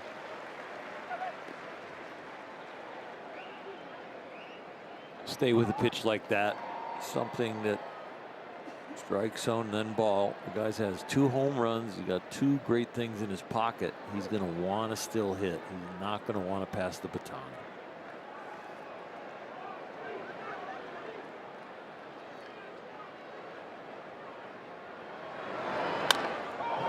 Fly ball center field. Pages sprinting back onto the track at the wall. He's got it. Eric Haas that close to an unthinkable 3 home run game. And the Dodger pitching staff has done it again. You get into a 2-strike count where you can put somebody away. They're aggressively swinging the bat. You throw something that looks like a strike and stays a strike. And that's a mistake they are glad to get away with. You know, the bullpen had been one of the unheralded parts of this team going into last night. They've given up just 8 runs their previous 14 games combined and then gave up those 6 last night. As Lee comes up here with 2 on and 2 out. This is a similar setup this game to last night's game where it was 3-3 after 6 innings. Penn couldn't keep it close. Trying to keep it right here. Give the offense a chance against a Giants pen that has not been good. Lee, who's 0 for 3, swings and misses, and he's in an 0-2 hole and almost dug himself one.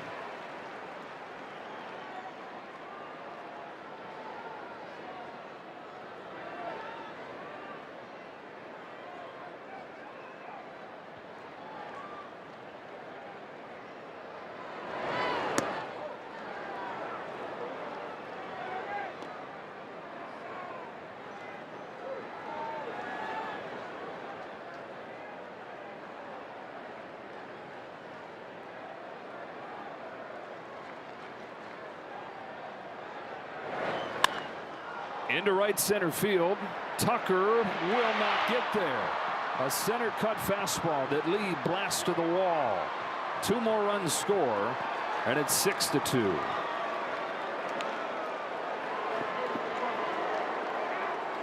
Three losses in a row and being behind 6-2 in the top of the 7th. It's hard to stomach. It's even harder to stomach when it's here at Dodger Stadium. I mean, home field advantage, playing in front of sellout crowds, energy on your side, and the Giants are sucking it out of the building.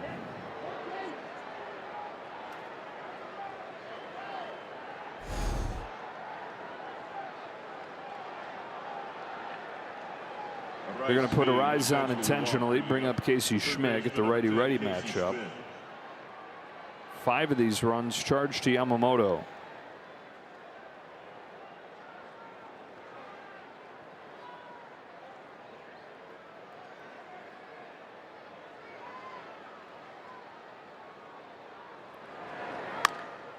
Chopper. Kim gets there and throws him out, but the Giants get 3. 6-2 as we stand and stretch. Time for the 7th inning stretch, brought to you by Sit and Sleep.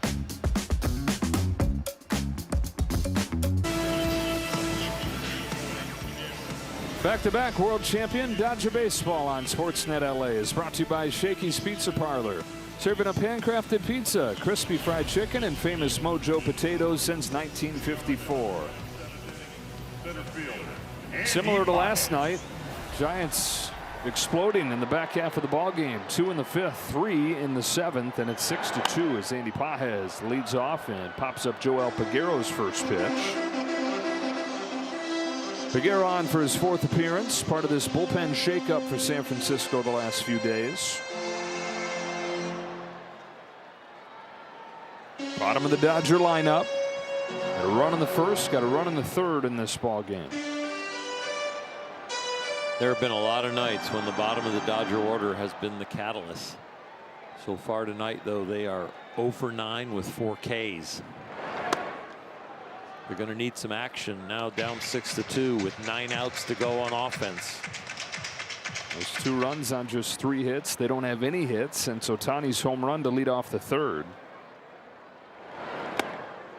It almost hit him, and it did. Brian Walsh, home plate umpire, taking it out of Pages' hands, who's tapping his helmet. That's not the way to get a review to confirm that it hit you, but the point was well taken, Andy. Leadoff man is on, and Teoscar Hernandez comes up.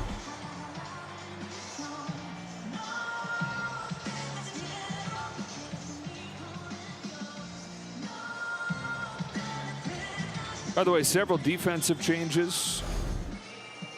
Drew Gilbert, after pinch hitting for Bader, stays in the game and plays center. Matt Chapman comes in at 3rd. That moves Schmidt over to 1st. So you can put Chapman in Eldridge's spot in the order. Vitella's out here asking for an explanation, wondering if it maybe hit Pages' bat.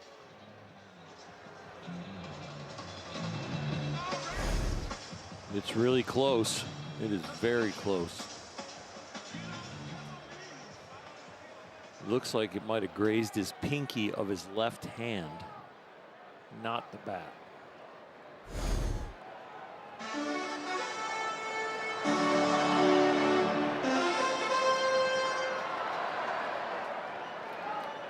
So Pages on, Teoscar Hernandez up.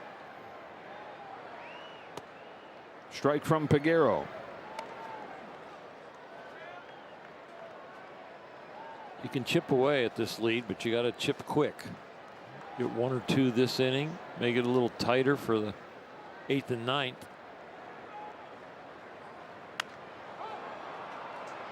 Into shallow center field. Out goes Arise. And he's got it.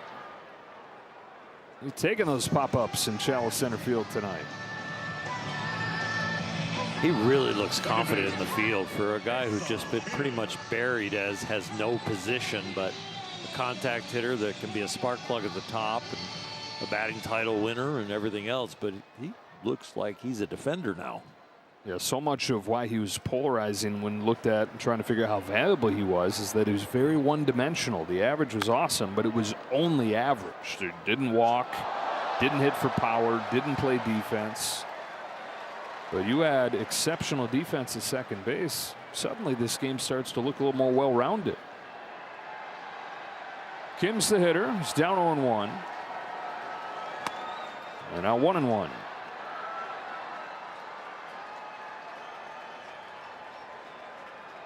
Kim's looking for his first hit of the homestand. He's 0 for 10. He struck out 6 times in those 10 at-bats. Ohtani waits on deck as Kim lifts the ball to right center field. Lee's on the run. He'll get there. Well, Lee got a really good jump because when this left the bat, it looked like it could be in the gap. It ended up not being hit as hard as we thought it was when it was hit, but it looked like it might have started to build a rally. Well, the one good thing to happen in this ball game has been what Shohei Ohtani has done. Singling in the first inning, homering in the third, walking in the 5th. Yeah, it looks like that is going to do it for Peguero. Vitello is going to go to a different pitcher for Ohtani. And we'll take a break as he does so.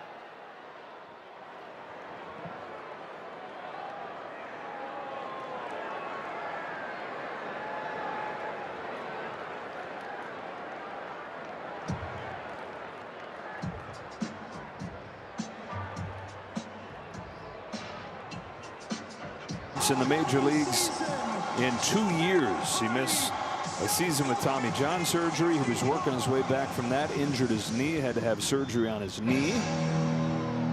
Got his first opportunity over the weekend for the Giants. Faced a couple batters, walked one, retired the other. And now, so much for continued soft landing. He faces Shohei Ohtani in a 6-2 ball game. For San Francisco, number 31, Sam Hentges.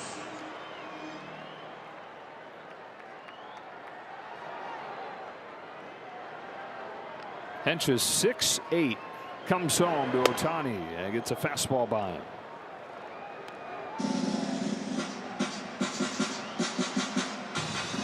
You got to be tall to stand out there and make Ohtani look normal size.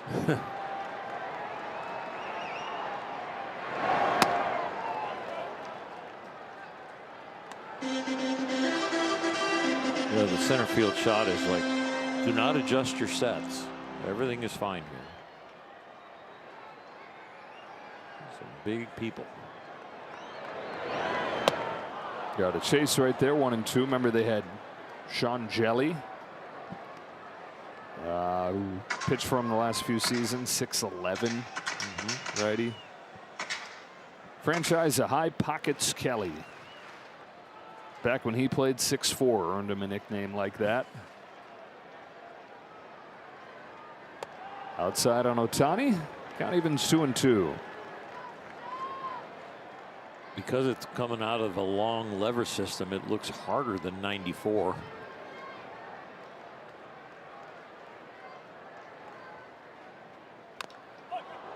Fouls it off, stays alive.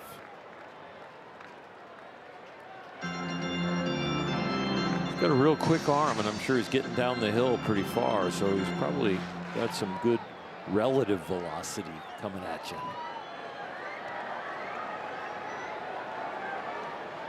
Another 2-2 to Ohtani, got him to chase a curveball. And that does it for the Dodgers in the 7th.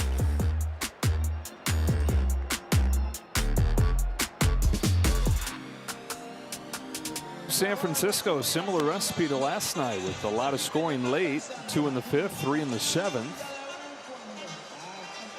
And to the top of the 8th we go. Edgardo Enriquez is on the pitch. The potential is off the charts. He needs a little bit more strike throwing ability and also a little bit more command as far as putting people away. The 12 strikeouts in the 14 innings. With his stuff, he should be over a strikeout an inning. Part of the order for the Giants, Rafael Devers, who is 1 for 3, takes ball 1. Top 2 teams in the National League started a series tonight in Atlanta, the Braves and the Cubs. And the Braves took the first game 5-2. Padres, who started the day with a half-game edge over the Dodgers in the division, have started a road trip through Milwaukee, and Seattle dropped the first game in Milwaukee 6-4. It's a red-hot Brewers team and a Padres team defying the odds, defying the data to have the record that they have. Their run differential's right dead even, yet their first-place team.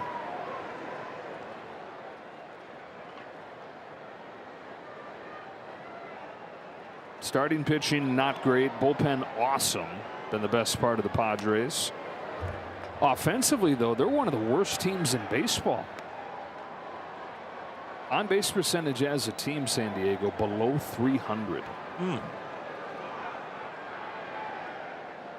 Dodgers see the Padres for the first time this year down in San Diego next week. They wrap up this 4-game series. They play 3 with the Angels. And technically it's a long trip, but the first 3 games of those games in Anaheim, where they'll commute each day. The part where they actually hit the road truly, that's a tough trip. They're going to go at San Diego, at Milwaukee. 2-2 to Devers. Got him with a high fastball for the first out of the 8th. Third strikeout tonight for Devers. Really nice, using the middle of the plate, little tailing action, and a lot of velocity up there.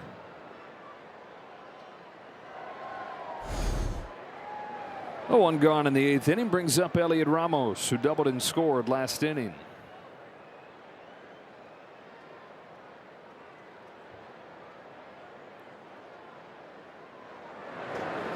Ramos from a small town in the mountains in Puerto Rico, and he's one of 2 boys in his family that reached the major leagues from there. His older brother Henry played for the Diamondbacks and the Reds, now playing in Mexico.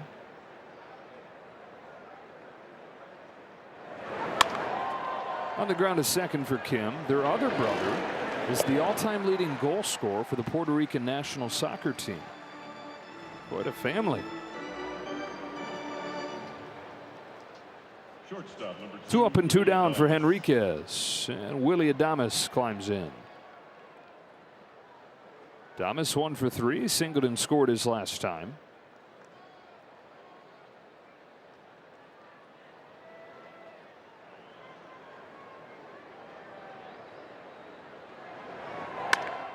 Sharply hit and through, his second hit. And it's back-to-back multi-hit games to open the series for Adames.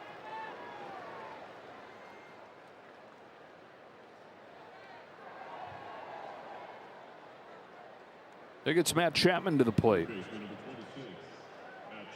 Off the bench tonight. Chapman 0 for 11 in his career with 7 strikeouts against Yamamoto, and he's been struggling all season, so a good spot for him to come off of the bench tonight and try to do his thing against the bullpen, and to get his great glove in there defensively to try and close out this game. Chapman, a local guy at El Toro High School, same place that produced Nolan Arenado. Went from undrafted there to first-round pick out of Cal State Fullerton a few years after that.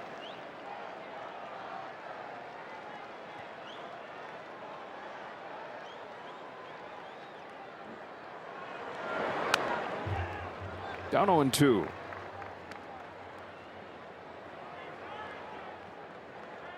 You expect a guy like Chapman coming off the bench in a slump, not producing against a hard-throwing pitcher, to be swinging, and That's what he's done in the first 2 pitches. Slider low and away. Get it down. There it was. Laid off, though. Good pitch, though. Really good pitch.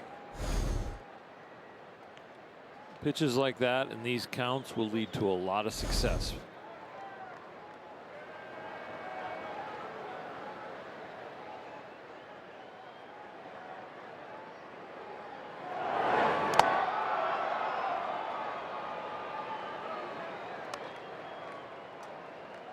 Easy to see the difference between the last 2 pitches. The first one looked like a really nice fastball away and then broke down and almost got the swing. That one was just a ball right out of hand.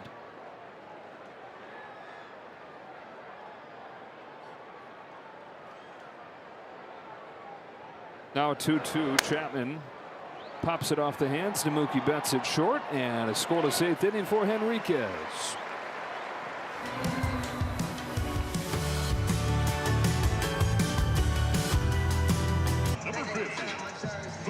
I'll be sure to tune in after the game finishes for Access Sportsnet Dodgers on a bit of a chilly night. The boys have the jackets on. Temperature dropped like 30 degrees from the start of yesterday to where we're sitting at tonight. 2, 3, and 4 for the Dodgers here in the 8th. Hentges misses with his first pitch to Mookie Betts. 1 for 8 in the first 2 games off of the injured list. I think anybody was looking at him as the savior to this whole thing. Still is nice to have him back in the lineup. Let everybody else fall a domino down into a little more comfortable spot. 3-0.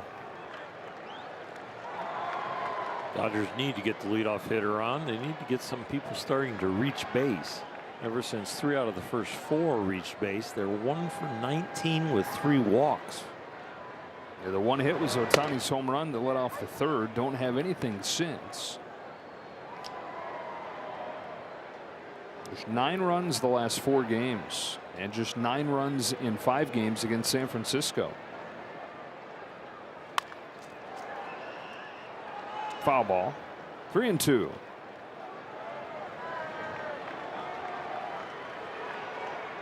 It was the early innings against Atlanta putting them in holes, but in this series it's been the late innings that have finished them off and have really told the story. The Giants outscoring the Dodgers 11-1 from the 6th inning on.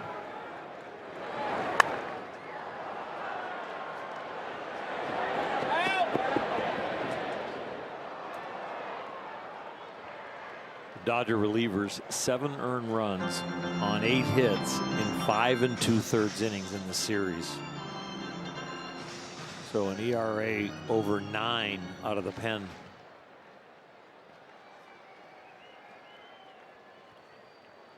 Giants bullpen, meanwhile, has not given up a run.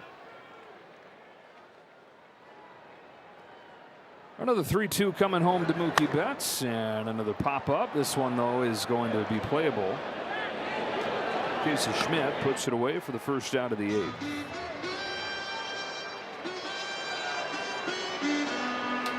First baseman, number 5, Freddie Freeman. Single and a walk for Freddie Freeman today.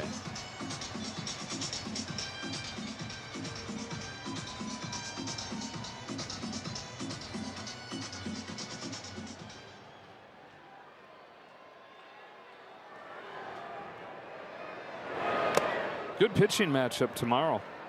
Shohei Ohtani, who's got a sub-1 ERA, against Robbie Ray for the Giants.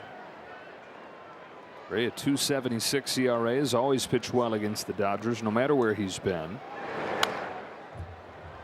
And it'll wrap up on Thursday. Emmett Sheehan for LA, Landon Root for San Francisco. Both those guys you mentioned have electric stuff. Ray with his fastball slider combination, and Ohtani with almost everything that he throws.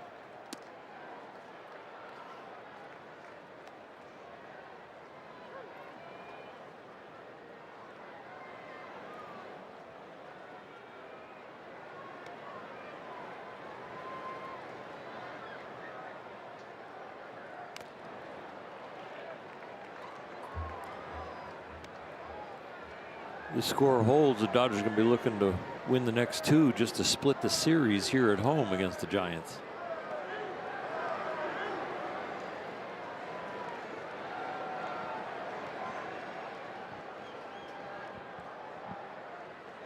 Another 1-2 to Freeman.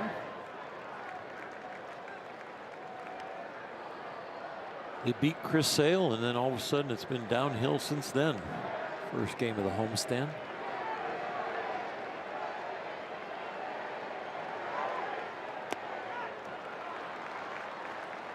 Ties in a little bit to what we were talking about at the start of the game, where they have hit some of the better pitchers, but then tonight Adrian Hauser at a 6 ERA.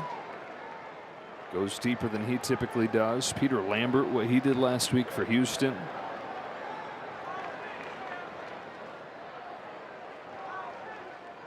Payoff. Misses for ball 4. Third time Freeman's reached base.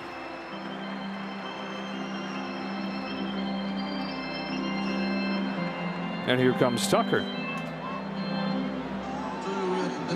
Right field, number 23, Kyle Tucker.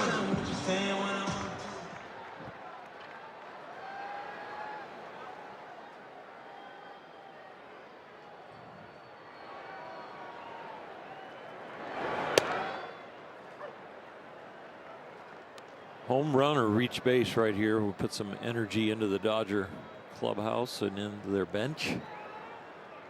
Still got some time. 5 outs is enough for a powerful lineup. Just got to break out. There's a shot to right field, headed for the corner. It'll scoot by Lee and make its way to the wall. Freeman stopped at third on a double from Tucker. Second and third, one away. You hope for it, and then when you get it, now you got to capitalize. Inside fastball, turns on it. Swing looks long, but it's quick when he has to turn. First hit for the Dodgers since Ohtani's home run in the third. Second and third for Will Smith. Sacrifice fly in the first inning got the Dodgers their first run of the night.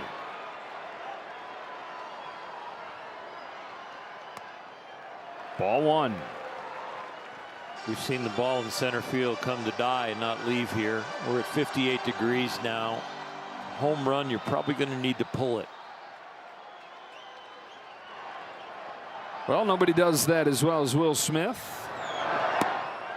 He's ahead 2-0. Looking for something middle in right here. Keyhole in it to see if he can launch one.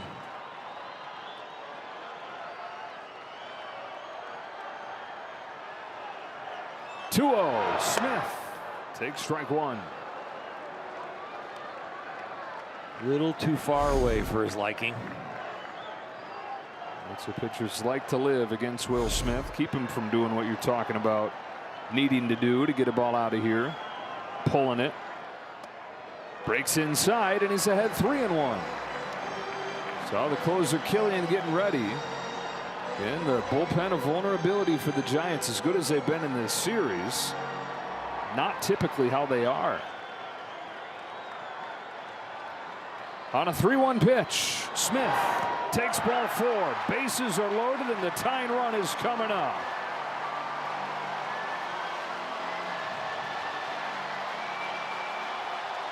In the form of Max Muncy.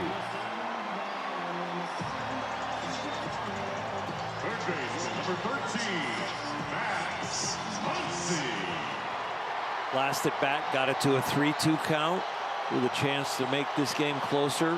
Struck out on a slider low and away that was off the plate. He showed that he wanted to hit. He got something that looked like a strike, ended up a ball, and ended up chasing it. Right here, it's good that that was the first look at this guy, and now you're getting a second look at him. So Max will have a lot higher education in this at bat. Sam Hentges in just his second major league appearance the last 2 years. Finds himself in some trouble. A walk, a double, another walk. And the base is loaded for the guy who's third in the National League with 11 home runs this year. 8 grand slams in his career. Only Gil Hodges with more in Dodger history. In general, if he's sitting on the fastball, he can hit that and the hanging breaking ball. If he's on the fastball and he hits it for a breaking ball for a ball, it's probably going to be a swing and miss. Knowing Max, he's sitting on something middle in and looking for a hanger also. Spinner away, ball one. Good take.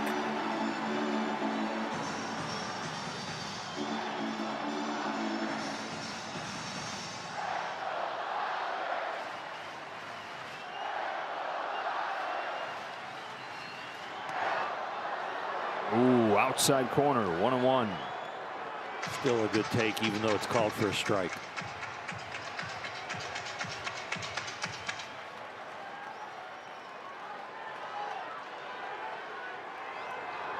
On a 1-1 pitch, Muncy swings and misses. Strike two. Andy Pages on deck. Chances are that it'll be Caleb Killian. Giant killer throughout his career. Homered against him yesterday. He's homered in the last 2 games. On this 1-2, climbs the ladder to stay alive. A heavy dose of breaking stuff. Lefty on lefty. Henches to Muncy. You got the hanger right there, but just overhung.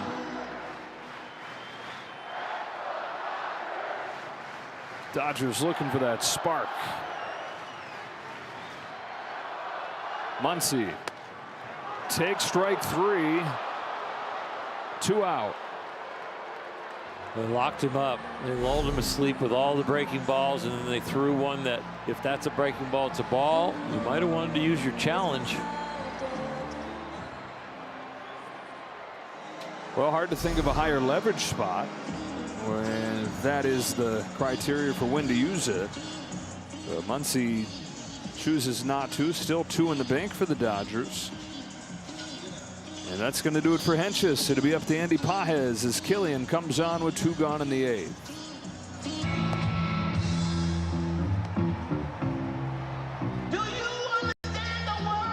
Giants 6, Dodgers 2, but the Dodgers have the bases loaded here with 2 gone in the 8th inning. Andy Pages, the hitter, and Caleb Killian, who has come out of the middle of nowhere to turn into one of the top arms in that bullpen, is on to face him. For the Dodgers, center fielder, number 44, Andy Pages. Killian parts of 3 years as a starter with the Chicago Cubs. He had a 9 ERA all of last year in the minors. He's come back here, reemerged with San Francisco, firing out of the bullpen.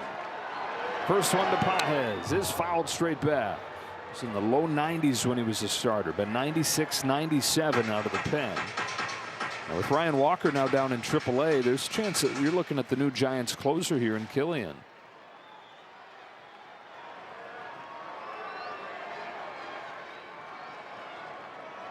Here's his 0-1 pitch. Pages takes low, ball 1. As good as Killian has been overall, 3 of the last 4 times out, he's given up a run.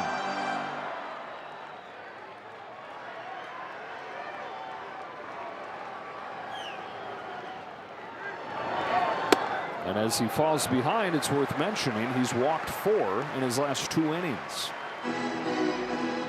Andy Pages has been special with runners in scoring position. The Dodgers are going to need that help. They're 0 for 2 tonight with runners in scoring position with just a sac fly. Loaded him up here with a pair of walks and a double.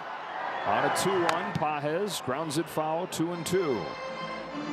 Now, Giants ahead on the scoreboard 6-2. They're ahead with runners in scoring position. They are 3 for 6, Joe. Bullpens and clutch hitting, the difference in this series so far. 2-2 pitch. Pages pokes it foul.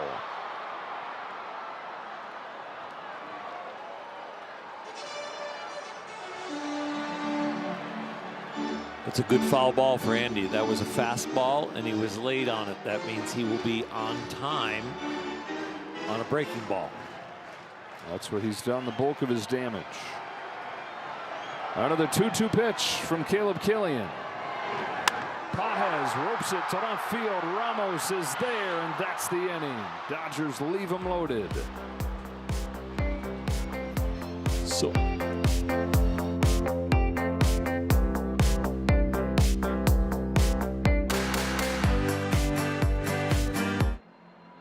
the best ERA in the major leagues. That includes 5 or 6 scoreless innings against the Giants when he faced him a few weeks ago. Can feel good about his night at the plate tonight, hitting a home run, reaching base 3 times, and springboard him into that start tomorrow. To the top of the 9th inning, Jack Dreyer's on to pitch. Scoreless inning in last night's game. He'll face the bottom of the order right here, 8-9-1 coming up for San Francisco. Strike 1 on Drew Gilbert. Last night's appearance was the 8th straight scoreless one for Dreyer.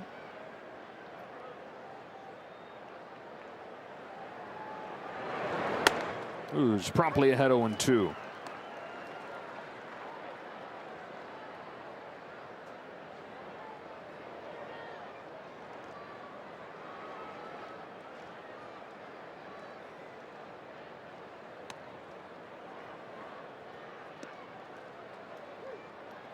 Love the way he throws the ball.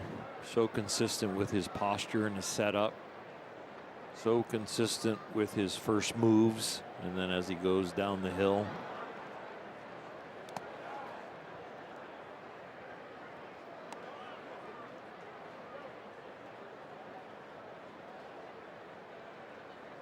For a young pitcher, he really understood early on who he was and what he needed to do to be successful here.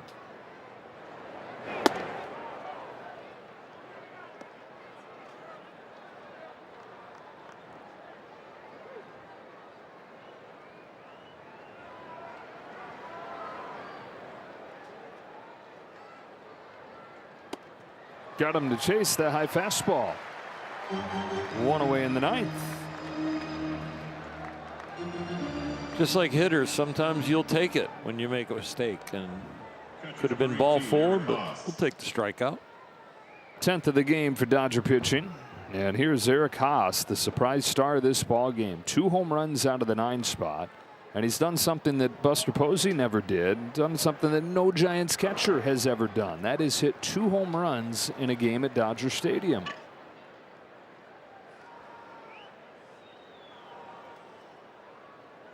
Haas has played 100 games in a season just 1 time in his career. It was with the Tigers 4 years ago. Last 2 years he was in Milwaukee and played 30 games a season. 2 homers in those 30 games last year, 2 of them tonight.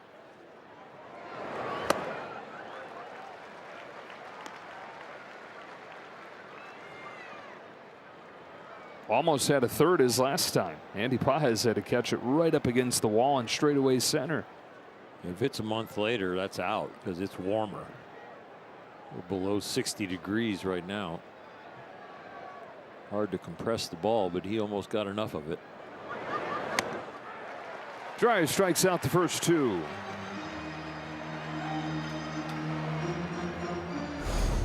Chase on the first batter. Chase here on a back foot slider. Really good pitch.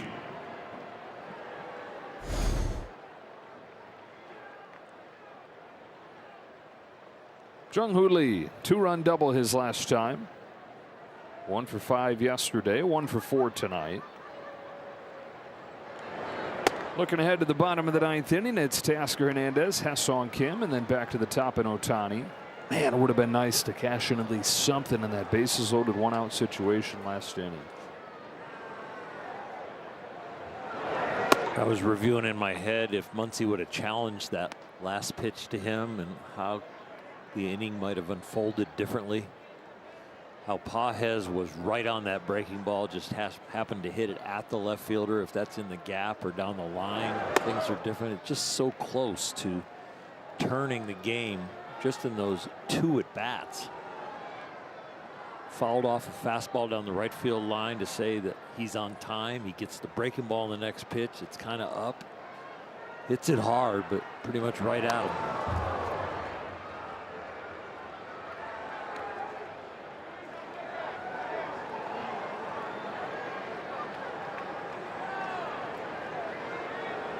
The baseball probabilities that you play every night. I mean, your whole job is to put yourself in a situation where you win more than you lose. But you can make the best pitch and give up a blooper, but you still got to keep making the best pitch and give up the blooper, because a lot of times it's going to be caught. Sometimes it'll fall in. You got to judge yourself on execution, not on results.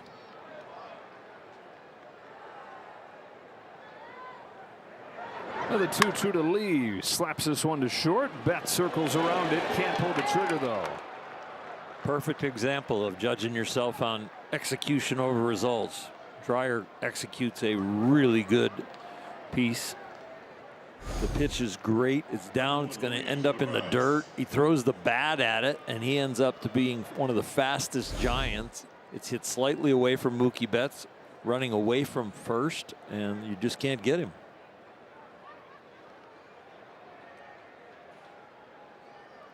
Inning kept alive for Luis Arise. We're hitless night to this point for Arise, and he pokes first pitch foul.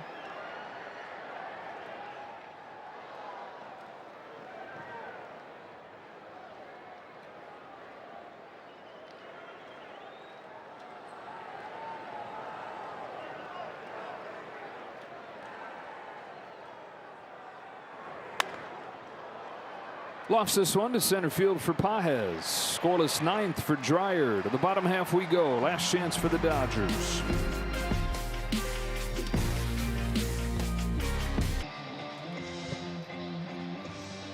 To the bottom of the ninth we go. Similar story to last night with the late offense from the Giants. 6 runs on 10 hits. San Francisco, the worst offense in baseball, has now scored 22 runs the last 3 games. Caleb Killian, who came on to get the last out of the 8th, get out of that bases loaded situation. We'll look for the last 3 outs with Hernandez, Kim, and Ohtani coming up. We're talking about those missed opportunities with the bases loaded in this game. The Dodgers on the season are, with the bases loaded now, 5 for 27. Strike one on Hernandez. 0 for 3 after he reached 3 times in the first game.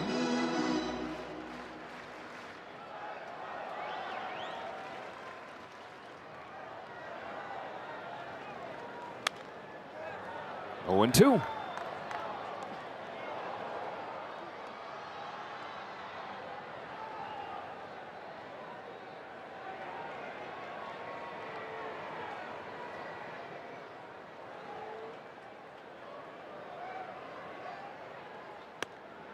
Killian makes quick work of him and might as well use it. Batters challenging the strike ball.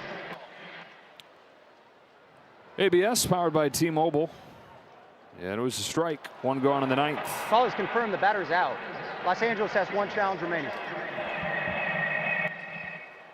If it's a good slider, it probably was a ball in Teo's mind, but that one had slider spin and just kind of hung there, and it stayed in the strike zone. 6 through 9 in the Dodger lineup. 0 for 14, 6 Ks.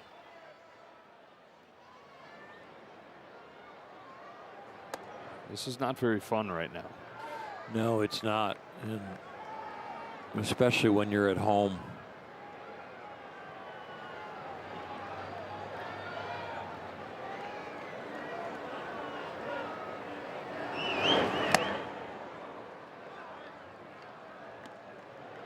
Kim's got a great example in this series with Arise, to watch how and who he is on a team and what he could be.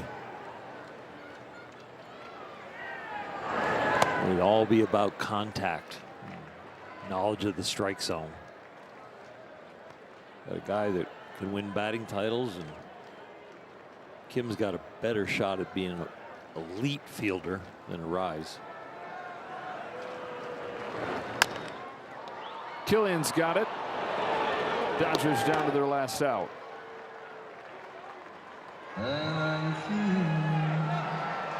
Tomorrow night, starting pitcher and Shohei Ohtani. who was tonight's best offensive performer for the team. Singleton scored in the first inning, had that solo shot in the third.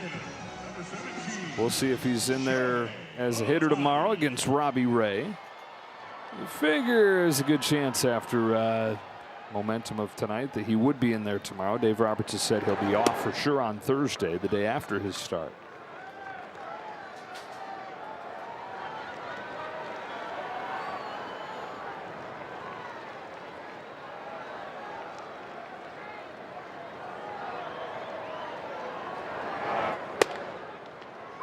In the history of the game, of course, pitchers did hit, right? And you pitch and you can go 9 innings and you get 4 at bats, and the next day is a recovery day. And I think that's the best day for him to get a full day off. I don't think a half day off on the night that he pitches is enough rest. I think you physically can do it, the at bats and the pitching. But you definitely need, if you're going to give him a rest, the next day. Sharply hit, diving stop by Luis Arise to end this ball game. Giants 6, Dodgers 2. Giants hand the Dodgers a 4th consecutive defeat while they get their 4th win out of their last 5. Enough is enough. That's what the Dodger attitude needs to be. Tomorrow it needs to start again. For Hershiser, Kirsten Watson, Ice Cube, and the rest of our crew, Joe Davis saying so long from Dodger Stadium after this 6-2 Giants win. Access Sportsnet Dodgers is next. We'll talk to you again tomorrow night.